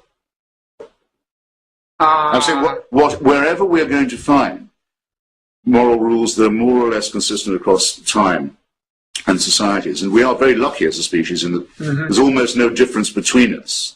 I mean, the variation among humankind is so tiny as to be almost not measurable. If we were dogs, we'd all be the same breed. So there probably is a likelihood we could find some code on which everyone would be able to agree, but we haven't, I think, quite done that yet. And one reason for that is that religion stands in the way. I'm never going to subscribe to Muslim morality. And I don't think anybody should. Yeah, I think secular people have just as much trouble disagreeing on morality as religious people, I believe, in my own experience. They don't invent difficulties where none exist. They don't say... You said earlier about Dr. King, how it shows how adaptable... When I said how good it is he didn't take Exodus literally, you said, well, religion is marvelously adaptable. What you mean is that there is a human standard to which religion eventually had better conform if it wants to be thought moral. For example, the Jewish prayer is supposed to begin every day for a man. Said, before we start, I just want to thank God for making me a man and not a woman, and for not making me a Gentile. Right now, how many Jews do you know who really believe that? I know some who are very orthodox who do. Most Jews say, no, that's terrible. You know, in order to be moral, I have to forget what God asks me to do. Yeah. You'll find that's true across every religion. Right, but as you said, you don't know many Jews like that in the modern world, even though it's a scripture that was once taken very seriously, which points to the adaptability of religion. Yeah, but you didn't need religion to make people tribalistic, okay?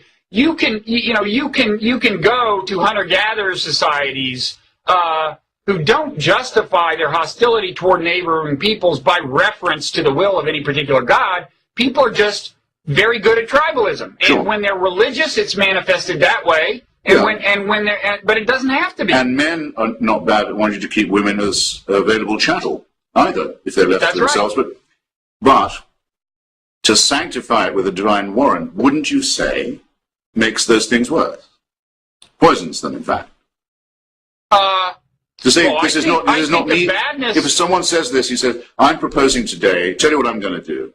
Mm-hmm. I'm going to go and blow up an old people's home in Netanya on Passover. Why am I going to do this? It doesn't sound like a very recreational, moral way to spend your day. I'm doing it because God wants me to do it." I've mentioned this to you before. I mean, if a Greek American soldier blew himself up in his barracks or murdered his fellows, saying, you know, I can't stand the fact that the United States policy is so pro-Turkish in NATO, you would not think that that was a good enough reason, would you? But once it's been invested with the divine, everyone says, oh my God, we better take all this very seriously. Yeah, but that's a good example. That's the indulgence I want to withdraw from consideration of wickedness.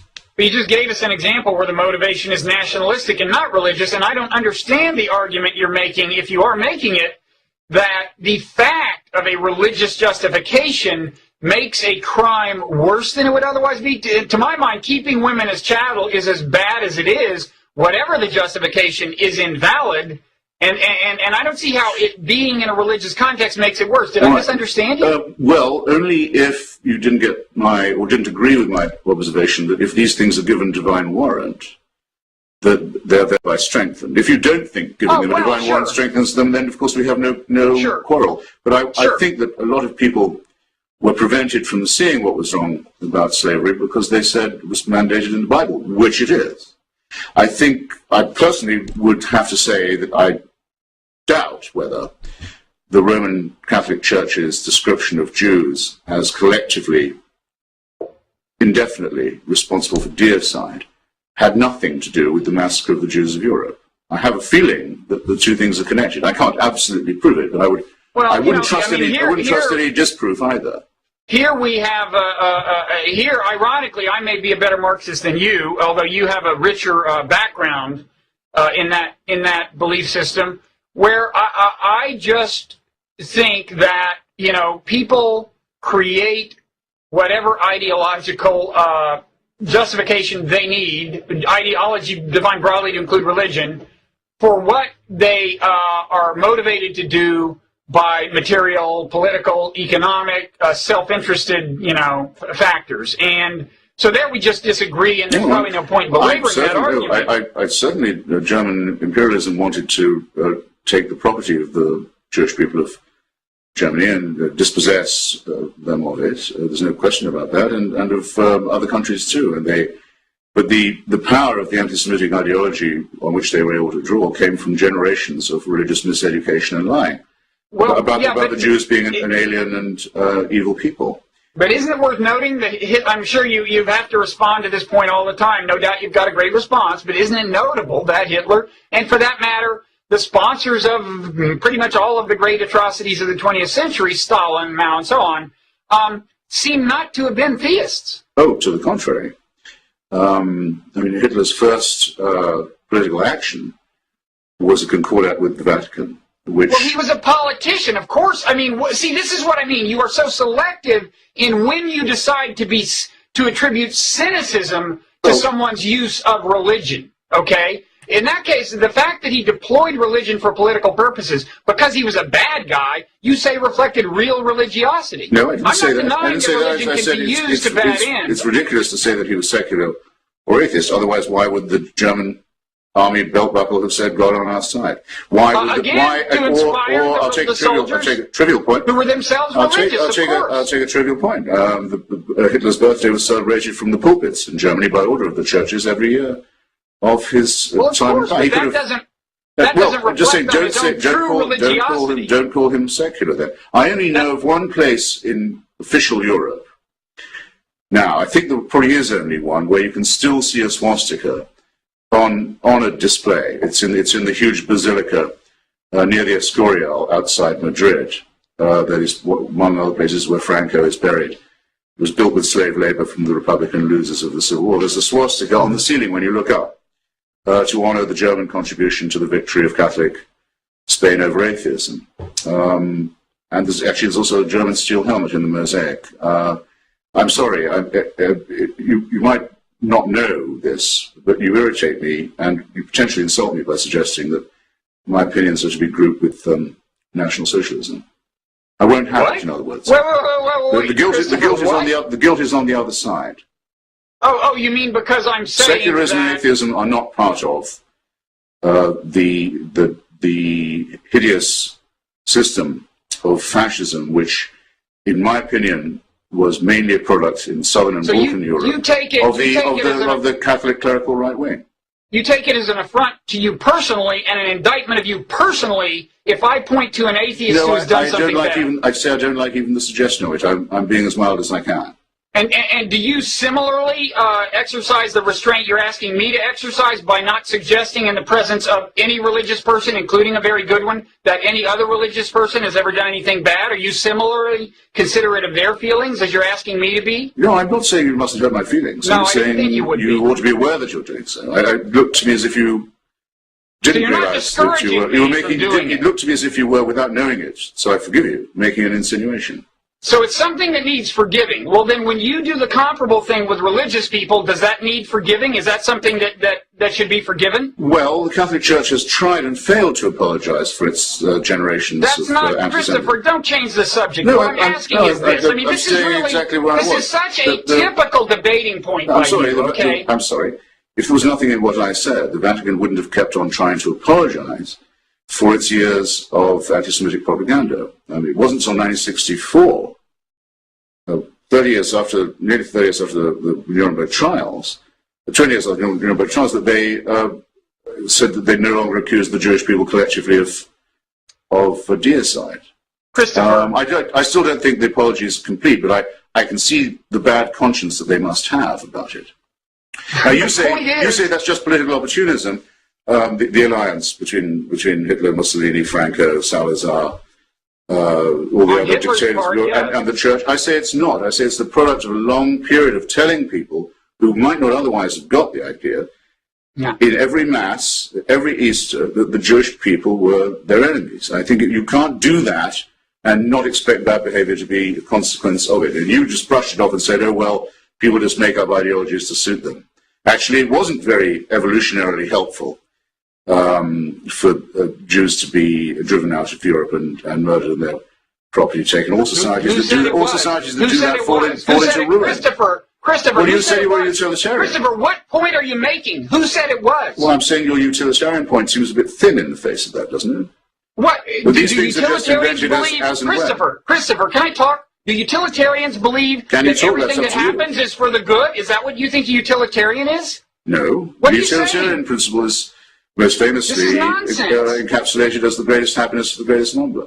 That is what is to be desired, not what always happens. No. And I'm saying it's no less likely to happen under religious auspices than under secular auspices. I mean, these periods of history you're talking about are periods back when virtually everyone was religious. Pretty much every good thing and bad thing that happened was done by a religious person.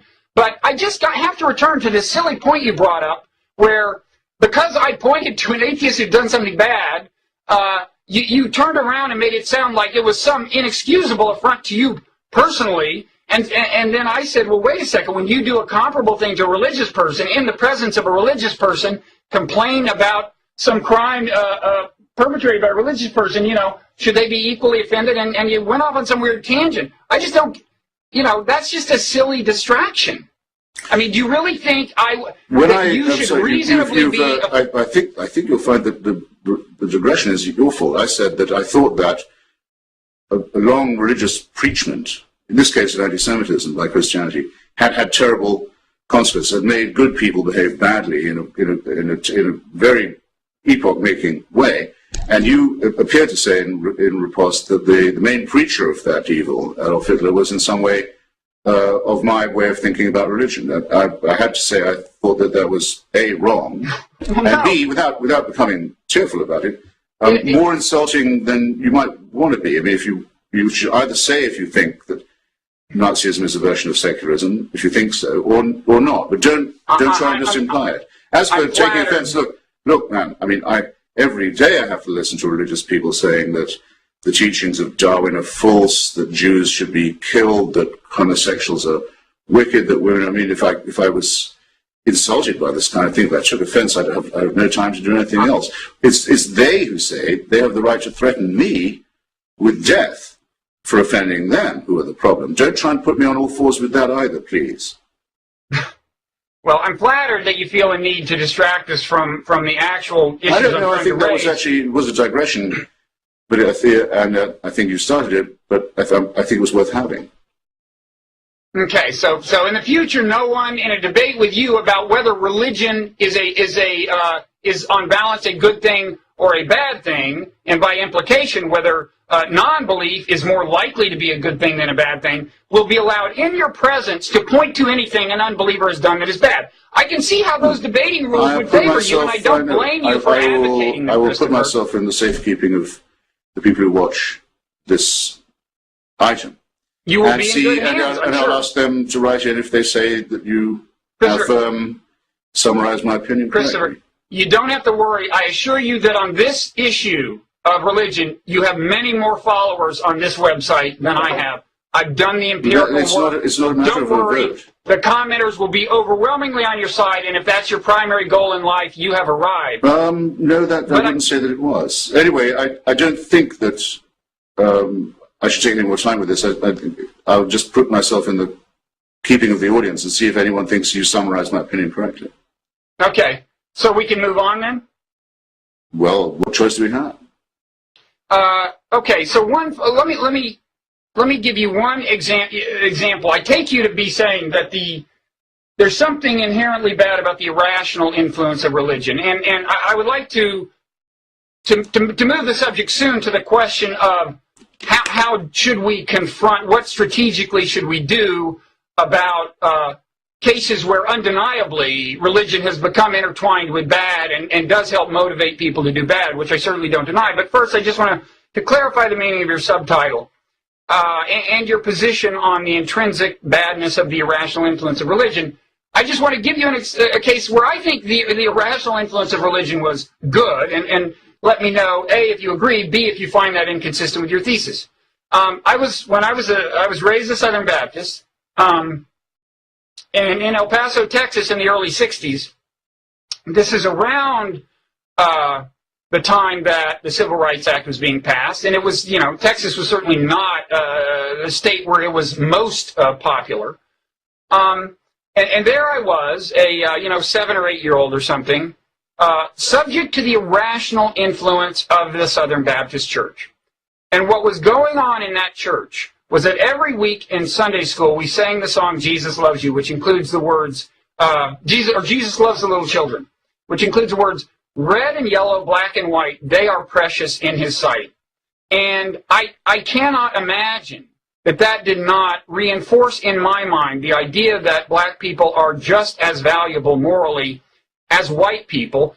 It reinforced it in an irrational way. It wasn't like a logical argument. It was drawing on my irrational devotion at that time to God. It seems to me that was a positive effect of religion, and I think I could point to many others, not to mention all the people working in soup kitchens under religious inspiration and so on.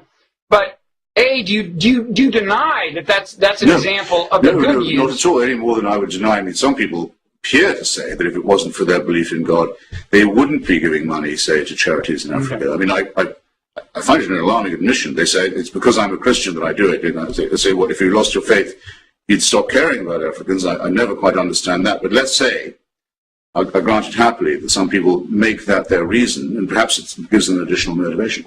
I'm quite content. I take them at their word. My challenge on this point is the following. I'm sure I've tried it on you before. If I haven't, I'll try it on you now. You have to name a moral action or an ethical statement made by someone of faith or because of their faith that couldn't be made by me as an unbeliever. You won't be able to find one. And if you're telling me that without that verse, you would have thought, well, when it says Jesus loves the children, in itself a meaningless statement, but surely that doesn't mean black children. If you're saying otherwise, you might have thought that. I leave it to you to say so, but I really doubt it. I mean, the corollary to my point, by the way, the corollary question, find a moral or ethical statement that an unbeliever couldn't make or perform, is think of a bad thing done or said by a believer because of their religion. Now you've immediately thought of one, and so has everyone who's watching this. But I love these games. And for example, the Reverend Bailey Smith, some big-mouth idiot who was Jerry Falwell's deputy, once made an anti-Semitic statement that I thought was factually true. Shall I tell you what it is? Sure. God doesn't hear the prayers of a Jew, he said. I couldn't agree more. I don't think God does hear the prayers of a Jew or anyone else. Right. So you can, if you're a religious person, make a ridiculous statement that is consistent with some of the rules of rationality, but it's more likely to be a coincidence, I'd say, than anything else. So you asked me if I could name a moral belief held by a religious person that could not be held by a secular person. Moral action taken or statement made, yes. And can you name for me an immoral action taken by a secular person that could not be taken by a religious person?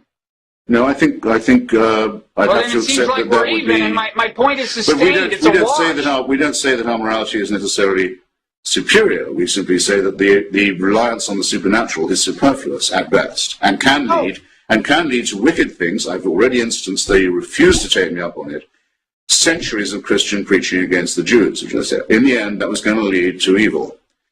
And you didn't take me up on it then, and you haven't since. You said, oh, well, that kind of thing could happen anywhere. I don't think so. It's a long inculcation of simple people with evil falsehoods in the name of a religion. Now, religious doctrine does have some enduring effect. I'm not the most simplistic kind of, Marxist in that sense or materialist in that sense.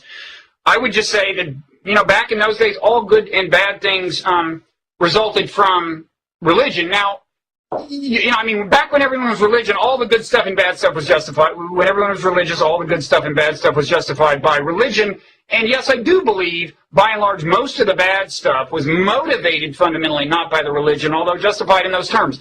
This is an almost metaphysical debate. I don't think there's any point in carrying it on a lot further.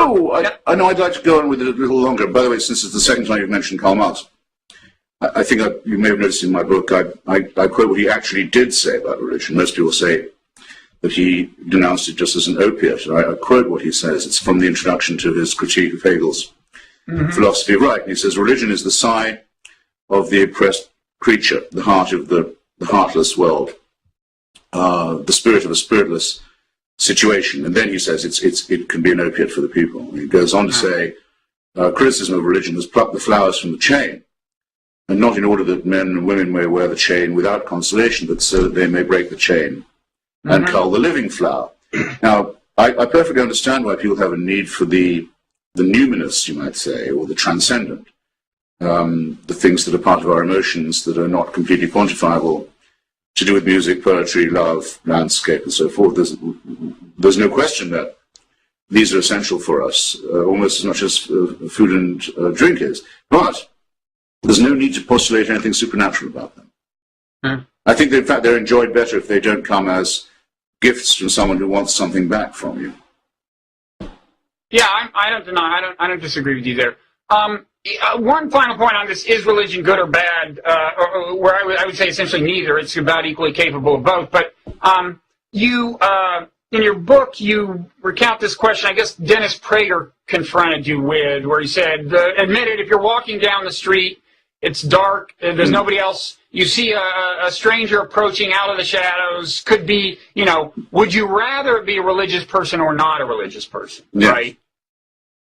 And your reply was, as I recall, what country did you pick where if you were in Well, I said, Lebanon, he said you had to imagine you're in a strange country, a strange town where you don't know anybody. This happens. It's evening's coming on, and you see a group of men coming towards you. Do you feel better or worse if you know they're coming from a prayer meeting? And I said, well, just without leaving the letter B, I've had that experience in Belfast, Beirut, Baghdad, Bombay. There's another B I'm not coming up with. Those four will do. And believe me, you don't want to be around when the church is let out in those places, or the mosques. You don't. Oh, come on.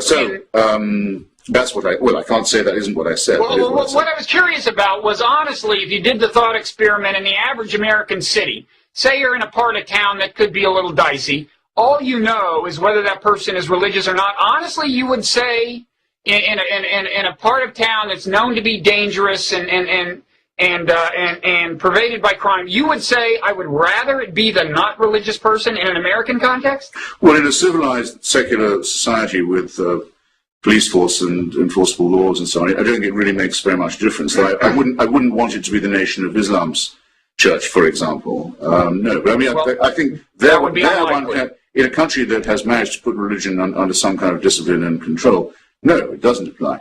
But look, there's a tautology involved in what both of us are saying, actually. When you say, well, people do bad things, but that's when everyone was religious, so everything, good or bad, was religious. And I say, well, I think religion has done some things that it would have taken a belief in God and supernatural permission to turn into wickedness. I still say that since religion is man-made, it is, if you like, also a secular product. But there is nothing more likely to intensify existing criminal, selfish, racist, enslaving, rapists, genital mutilation tendencies, suicidal and mass murdering tendencies, than the belief that you have a divine permission to do this. Mm-hmm. And the fact that that is a man-made invention, because there obviously can't be a divine permission in my worldview, doesn't get you off the hook. I say it's religion that poisons everything. Well, actually, the belief that you have a special right because you say you have faith. I think we've uncovered instances where you don't think it poisons everything. Like when I was singing that song in Sunday school, I don't think you thought I was the subject of a poisonous bad thing. I would say, I've said, if you remember, I said it makes good people do bad things. And I added, and I hope you won't take this personally, that it makes intelligent people say dumb things. If you're telling me that on singing a ditty, it says that Jesus loves all the children, and this must mean black kids, that had a real effect on your mind, I'll have to take your word for it. But I mean, I can't believe that such a thing was necessary for you. And I think you do yourself no favor. I was 8 years old. I guarantee you it did. It was the I would say benign use of the indoctrination of a child. Well, then you're going to have to accept all the Christian churches that said there are no black people allowed into this church, and God separated the sons of Shem, Ham, and Japheth. No. You see, again, you have to accept them. If you're going to take credit for one, my dear, you have to accept the responsibility for the rest. Christopher, and I'm sorry, I actually don't really believe your story. I don't think that came as a revelation to you, because there's no such person as Jesus. He has no particular attitude towards children, except he thinks people should leave their families and follow him. I would say, by the way, denominating those children by color in the hymn is a bad idea to begin with. So, but why not just say he likes all the children, even though he didn't? Christopher, when you say I have to accept the bad with religion with the good, I do, because remember, I'm not arguing that religion is more good than bad. you're the person with the burden of I'm showing. not clear to see what it is you are And this arguing. explains why you're straining in these cases. Well, no. You're the one with the burden of showing that religion always has bad effects. My burden actually isn't that. My burden is that everybody knows what I think and also how, and I keep saying it again and then giving, I think, ever more beautiful and elegant illustrations of it. But it's very difficult to argue with someone whose position is not disclosed. You don't tell me whether you think religion makes people behave better or not. You don't. You have said you don't believe in the supernatural, but I'm not clear what you do think. You don't have to think anything, but it's very difficult to go around with you when I don't know what your views are. Oh, I've tried to be as clear as I can. I think that in both my book Non-Zero and my book The Evolution of God, I've argued that there is a moral direction to history along at least one dimension. And I won't get into it even to bother explain what the dimension is. B, I think that it has some of the hallmarks of purpose in a way that doesn't necessarily imply the existence of a conscious designer, intelligent being, God.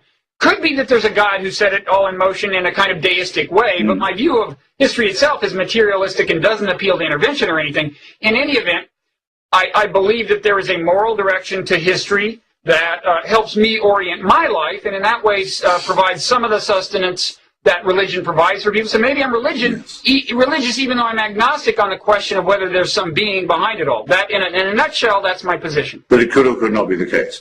Well, I mean, I don't quarrel with that, but it's hard to argue with. I think, by the way, if you care, of course I've looked at your book about the evolution of God, and I should tell you, I mean, I've had I say it in my book as well. I mean, the hardest thing for me to give up when I stopped thinking like a socialist, not entirely stopped thinking like a Marxist, but when I found I couldn't make it match observable reality anymore. The hardest thing to give up is teleology, is the idea that the future can be better or will be, or simply in some way ought to be, that we are on, that our own evolution is an upward curve rather than just a blip.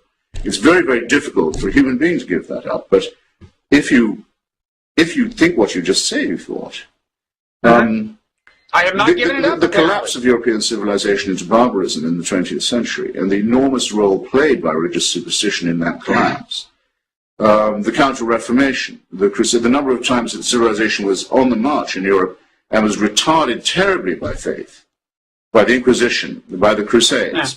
It makes it to be absolutely impossible for you to say that religion has been anything more than slightly modified in its barbarism by the achievements of science and by the exercise of ordinary humanistic morality. Well, first of all, although my belief is that religion does about as much good as bad, my argument about teleology doesn't presuppose that at all. They're unrelated. And so I don't want to bore you with it, but it's just not relevant. You mean the evolution part has nothing to do with your belief in the innate goodness or badness? That seems to be a hard separation to impose upon yourself, but that would be your choice. I didn't hear you say. Anyway, how is it to be quantified? I mean, for example, if I say what I'm sure of, which is that millions and millions of children's lives have been stunted and poisoned, to coin a phrase, by being told they're going to go to hell if they play with themselves or if they become Protestants or, as the case might be, Catholics. I mean, but there's no way of quantifying how much harm, how much misery that's done, is there? I mean, we can sometimes do body counts of things like the 30 Years' War and so forth, but it's very, very crude. We don't have a means of quantifying the evil that a religion has done. It's very hard to quantify the good. Now, in your book, you generally ignore the good and only focus on the evil, so it's extremely hard to do it in that circumstance. But, you know, I waited too long to get to a subject I think we should at least glancingly touch on, because it's my motivation, really, for challenging your claim that religion is I think, an overwhelmingly universally bad thing, or however you would put it, which is that I think it leads you to a very counterproductive view on foreign policy. It leads you to think that the enemy of good is religion per se, that the source of conflict and terror is so often religion per se, as opposed to underlying circumstances that I think give rise to it. An example I often use is Israel-Palestine, where I think you would agree with me that as an historical matter, the tension there, the conflict there, began in a pretty secular context, right? I mean, the subsequent religious radicalization on both sides is indeed subsequent. And what seems to be the prime mover here is an argument over land. No, I mean, actually, I'd like to share the premise with you, but I can't, because the claim in the first place, but originally it was a fairly secular Zionist movement that Herzl founded, but the claim that they were returning to the land is a claim to land that is supposedly awarded to them by God, who neither you nor I believe is involved in real estate. The opposition to it would have certainly been there if all the Palestinians were atheists. They wouldn't have wanted a Jewish colonization or any other kind. Right. But as it happens, it's made impossible to solve by the opposite claim that, yes, God does give land. Of course, we agree with Zionists and the rabbis about this. It's just that it's Muslim land. It's part of the lost Ottoman Muslim Caliphate. And of course, no Jews or unbelievers are allowed there. So what could have been, if it was a territorial dispute, solved with a two-state solution that the majority of people want a long time ago, is made completely insoluble precisely by not the deists, but the theists, the people who don't just believe in God, they believe God takes their side. But you got to remember, I mean, you say that the original Zionists appealed to the Bible. That's true, but they were essentially secular. They appealed to it as an historical document. Which it isn't. That's the last thing. Well, no, of course it's not. But the point is, they didn't. Their argument was not, by and large, this proves that God wants us to be here. It was, damn it, we were here first. The kind of argument that secular people can have. And in fact, a very conscious decision was made in the founding documents of Israel to make no appeal, if you read the Hebrew as opposed to some of the translations, to make no appeal to divine sanction. Excuse me, Robert, the Bible does not say they were there first. They had to clear out everyone else who lived there, the Canaanites. Well, they were there before the Arabs. Well, there are no Canaanites in the fight today, okay? Earlier doesn't give you any special right. Well, that's the way it was deployed. These were not people who were invoking divine sanction. Whether you know it or not, you're still making my point. Everything they do, they justify either by the Bible as either the Word of God or a historical document, and you and I both know it's neither. As an historical document. What? Yeah. They were appealing to it as an historical document. Yes, but it isn't a historical document any more than it's the Word of God, unless you disagree. And you don't think that's exacerbated the situation? No, I think it was false history, but my point is their motivation was not religion. They, again, as people do, they found whatever convenient was convenient in the way of text or justification. So the Jewish settlers who moved to the West Bank and steal other people's land are doing it because they think they have a historical claim. Is that what you're really saying? Wait, I didn't hear that, I'm sorry. The Jewish settlers who moved to the West Bank steal other people's land and build colonies on it that are now amount to the size of suburbs, are doing it because they say they have a properly legalized historical claim. You know very well that's not what they say. No, I didn't say that. I said it, indeed, as the conflict festered, it became less nationalist and more religious. But the idea that the religion is the underlying cause is a mistake. The religious belief is now a big problem. I don't deny that. Amazing that it should come from nowhere. What? Amazing that it should come from nowhere. Suddenly they're all religious in Jerusalem? I mean, you said it. I mean, I just have to... I don't feel I have to comment on that. They're not all religious in Jerusalem, but you're right that that the more problematic settlers are. Yes. Well, if you think the quarrel over the Holy Land is secular, I'm perfectly... in one way, I'm willing to agree with you, because after all human conflicts are secular. There is no God who takes sides. People who think that he does, or she does, or it does, are indeed dreaming. All conflicts are non-religious, if you want. I'll happily say that. The statement, there is no God, is as meaningless as the statement that there is one, because the entity under discussion is meaningless. But I said religion, not God. Okay? Now, religion which is at the root of the original quarrel, has also made it insoluble, is making it insoluble. These people, if you look at their propaganda, Jewish and Muslim, what they want is for the world to come to an end. They see in this the sign that they can bring on the Messiah.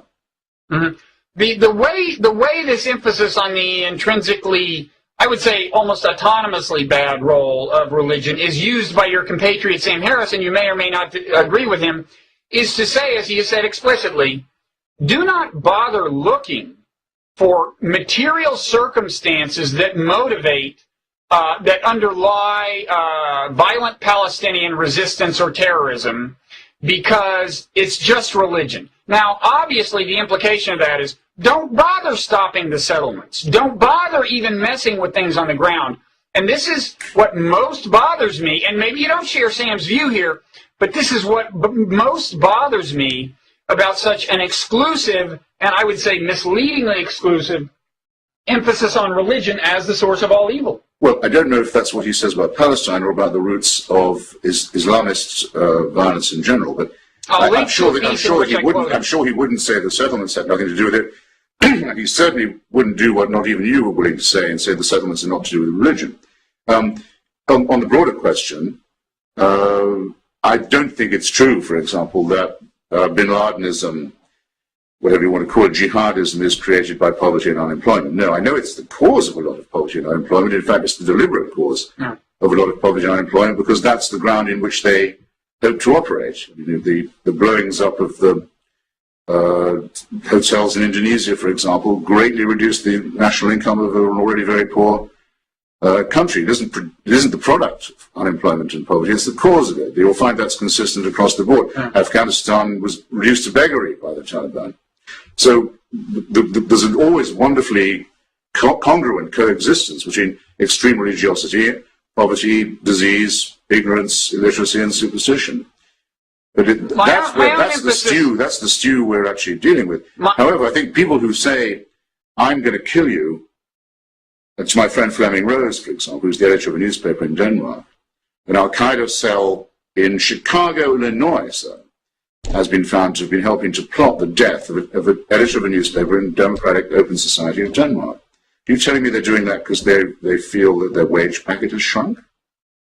Come on. No, my own emphasis is really not on poverty, but it is on various material circumstances, and I'll link to the piece in which I quote Sam Harris saying, I think, don't bother to look for this, or any other such variable. We'll link, and if I'm wrong, we'll see that I'm wrong, but I'm pretty sure he holds that if you don't find, then I would consider you more enlightened. Well, I'm a very great admirer of Dr. Harris, and I'll give you an example of, without consulting him or having read his stuff, the government of Gaza is currently run by Hamas, a ruthlessly Islamist party which publishes the protocols of the Elders of Zion, an anti-Jewish fabrication, on its website, and calls for the destruction of all Jewish people and for the total Islamization of Palestine. Now, these people have been told if they'll drop saying these things, the embargo imposed on them by the United Nations and others in the European Union will be lifted. They'll be able to get building permits. They'll be able to have all kinds of construction and aid. The floodgates of help will open for the people of Gaza. But they won't do that. That's not a price. They'll keep people in Gaza in poverty and misery and fear because they will not give up their religious fanaticism. Well, you know what that's an example of to me? It's the way governing elites in general often sacrifice the welfare of their people. I would make a comparable argument about the relatively secular leadership in the West Bank of the Palestinian people. There are things they could be doing, but it would threaten the supply of money to them, and they're not justifying it in terms of religion, but it's still happening because elites are elites, and they're often bad. But, you know, as long as we're on the subject of Sam Harris, the one final, we're running over time, but finally, I said this to kind of you and Sam in Mexico when we had this debate in Puebla, which I guess we can link to. I mean, it was such a multi-party debate that people should not go there for the thrill of mano-a-mano combat. But no, indeed. But I said to Sam, I think I don't think I'm caricaturing your view when I mean Sam's view especially, but I think yours is.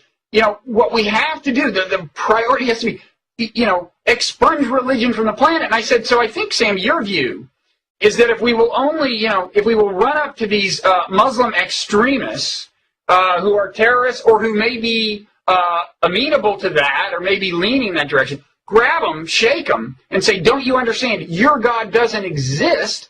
I think Sam's view seems to be that's a productive thing to do. I beg to differ. And it's, again, because I think religion is not intrinsically bad, and many of these people who have not yet made the leap to terrorism will not necessarily make it, but they're more likely to make it. Like all religious people of all persuasions, they are more likely to be fundamentalist if they feel threatened. So leaving aside the merits of the case, I don't think it's tactically a productive strategy. Well, I don't know of any instance of Dr. Harris going to the region and telling Muslims they must give up their religion, which is all nonsense anyway. He's been pursuing his career in neuroscience and building up a wonderful website called Reason, on which you can access almost all the debates and texts about the debates and debates about the texts of religion since human history began. So what you say isn't even a caricature. What I say in my book, since it's me talking, perhaps I can just discuss that. I say, if religion will leave me alone, I'm fine. I don't even want to have to know what someone else believes, as long as they keep it at home or within their family. But I know so many people now who live in the United States and Western Europe who have to go around under armed guard for things they've published that are novels, for example, or cartoons or editorials. Because Islam says, no, we will follow you home and we'll kill you because we think you've been rude to us. Now, if you don't see that that's a challenge, and obviously I can see from everything you've said before that you don't think so, then I think it's time to put that's not true. No, you have invariably in all our discussions, you said, to the extent that it's true, it's because people like me must have upset them. And I'm sorry,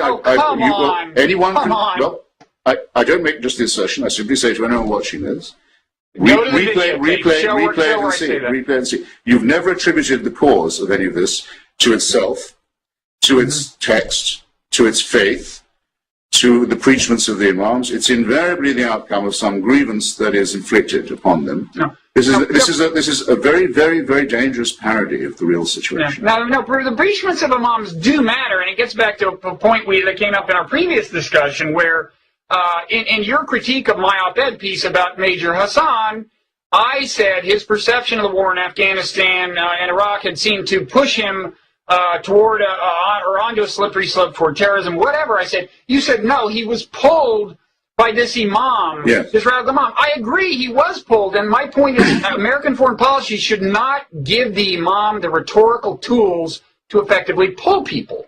So I'm not denying the role of religious preachment, of religious scripture. I'm saying, there's a lot of unfortunate stuff out in the world, including some in those categories. But I'm saying, to work with them intelligently, you cannot start with premises such as those that is the subtitle of your book, that religion poisons everything. It manifestly does not. We do not have to eradicate religion in order to save the world. The homicidal ravings of al-Awlaki, the Imam of Major Hassan, are not the outcome of the attempt of secular democracy to defend itself. No, not many things aren't. They are many not. Bad things aren't. They are their own responsibility, and the responsibility for it is his. And one day, I hope we'll catch up with him. Okay. Finally, before I graciously... You'll then be able to say when he goes on trial, poor guy, he was driven to it by, who will it be? The editor of the Copenhagen paper, by Salman Rushdie, by Ayaan Hirsi Ali, they all just made his head buzz like a hive and forced him to tell people to shoot their medical colleagues, having taken a Hippocratic oath. Do you understand why I'm sounding like this? I'd find it hateful to think that you really did believe anything of what you just said. As I said in the previous dialogue, when I point to something that may indeed have encouraged someone to do something bad, like the Iraq War encouraging this Major Hassan to kill people, I do not mean to in the least alleviate them from moral responsibility or assign blame in a moral sense to America. I'm trying to illuminate the costs and benefits of policy. I'm trying to illuminate the costs and benefits of policy. And as I said last time, until we get better in defiance of right-wing propagandists at separating the question of blame from the question of impartial causal analysis about costs and benefits of alternative policies, we will be screwed. And I'm not sure I have your support in that campaign. Before I graciously give you the last word, I just want to say one thing. I was very relieved to hear you say earlier that your feeling is kind of live and let live. What people want to believe in the privacy of their own churches, as long as they don't do any harm, is their business. I'm relieved to hear you say that. I'm a little surprised because I've got to say the tone that comes out of your writing is the following. You know, my view is that life is hard. I really find it hard, and I think anyone who takes a stab at living a moral life is going to find it hard. I believe everyone who does that winds up doing it on the basis of something they can't prove, something probably that is in some sense irrational, and often something that is in some sense a crutch. What I hear you saying, and maybe you've now corrected me and I won't think you're saying that anymore, but what comes through in the tone of your writing is, well, I'm sorry, but all of you are coping with this difficult challenge of life in a way that's just intellectually laughable. And if only you were as smart as I am, you wouldn't be resorting to this. And that seems to me not really a lit and let live policy. That seems to be a live and ridicule policy.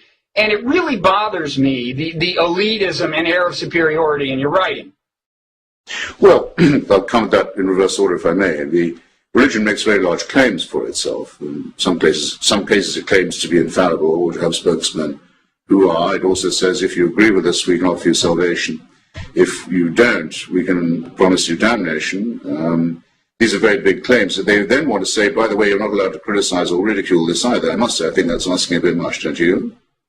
Now then, if their fallback position is, well, it makes people behave better, well, I think we've already discussed that. I say there's no proof that people wouldn't have behaved that well anyway, and there are many crimes specifically attributable to superstitious and supernatural belief. And then on the point of coexistence, which I do say in my book, it's because they won't accept the offer. I mean, I do have to hear from a madrasa in Virginia, a very short way, distance from where I'm sitting now, preachments from a man who now chooses to live in Yemen for his own safety, having encouraged the 9/11 hijackers and Major Hassan. I am forced to listen to that. In Washington, just to stay where we are, the Catholic Church has just said, if the city passes an ordinance about gay rights, it wants to withdraw from its charitable donations to the city. It won't be involved if it has to recognize this kind of thing. Makes it very clear, by the way, that their effort is a proselytizing one, not just a charitable one.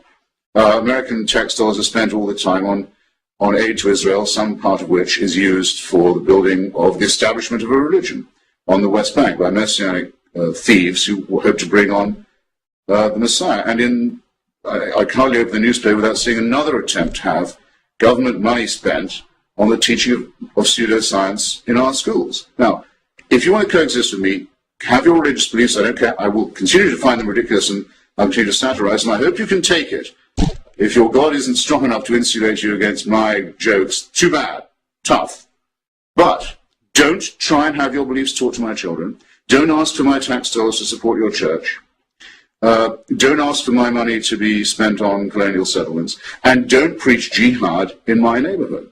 Or threaten to send people from Pakistan and Saudi Arabia and elsewhere to kill friends of mine in London for the crime of writing a novel. Have I begun to make myself play?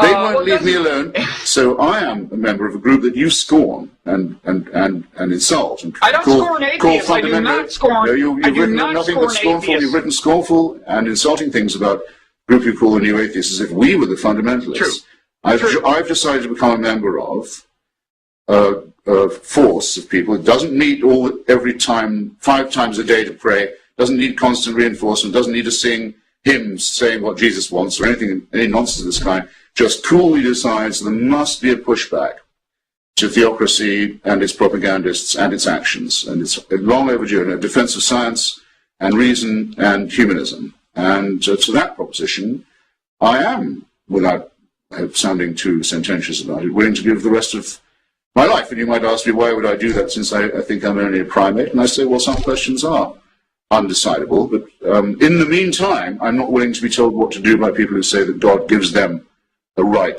to push me around. I won't spend a minute of my life I agree. that way. I agree that you should not. And in keeping with my vow to let you have the last word, I will. Oh, I think that was it, wasn't it? What's that? Those words were the last, I think. Well, yeah. I thought you said we were already over time. We are over time. That's why I decided that those should be your last words. Oh, well, good. I thought you said I could have some more. That would be... No. That would be greedy. If you want more, I have made a vow of silence, obviously, in asserting that you would have the last word, so I can't say more. If you want to say more, go ahead. No, really. I think you've been more than generous. Okay, well, you have more than I have, because I know your services are very much in demand, yet you agreed to do this for free, a double-header taping, 2 consecutive hours of enduring me. I really appreciate it. It's always a pleasure, and in some ways an illumination. And if you find anybody who will pay us to do this, let me know, okay? You bet. Okay. All right. Well, Thanks for having me. Okay. Bye-bye.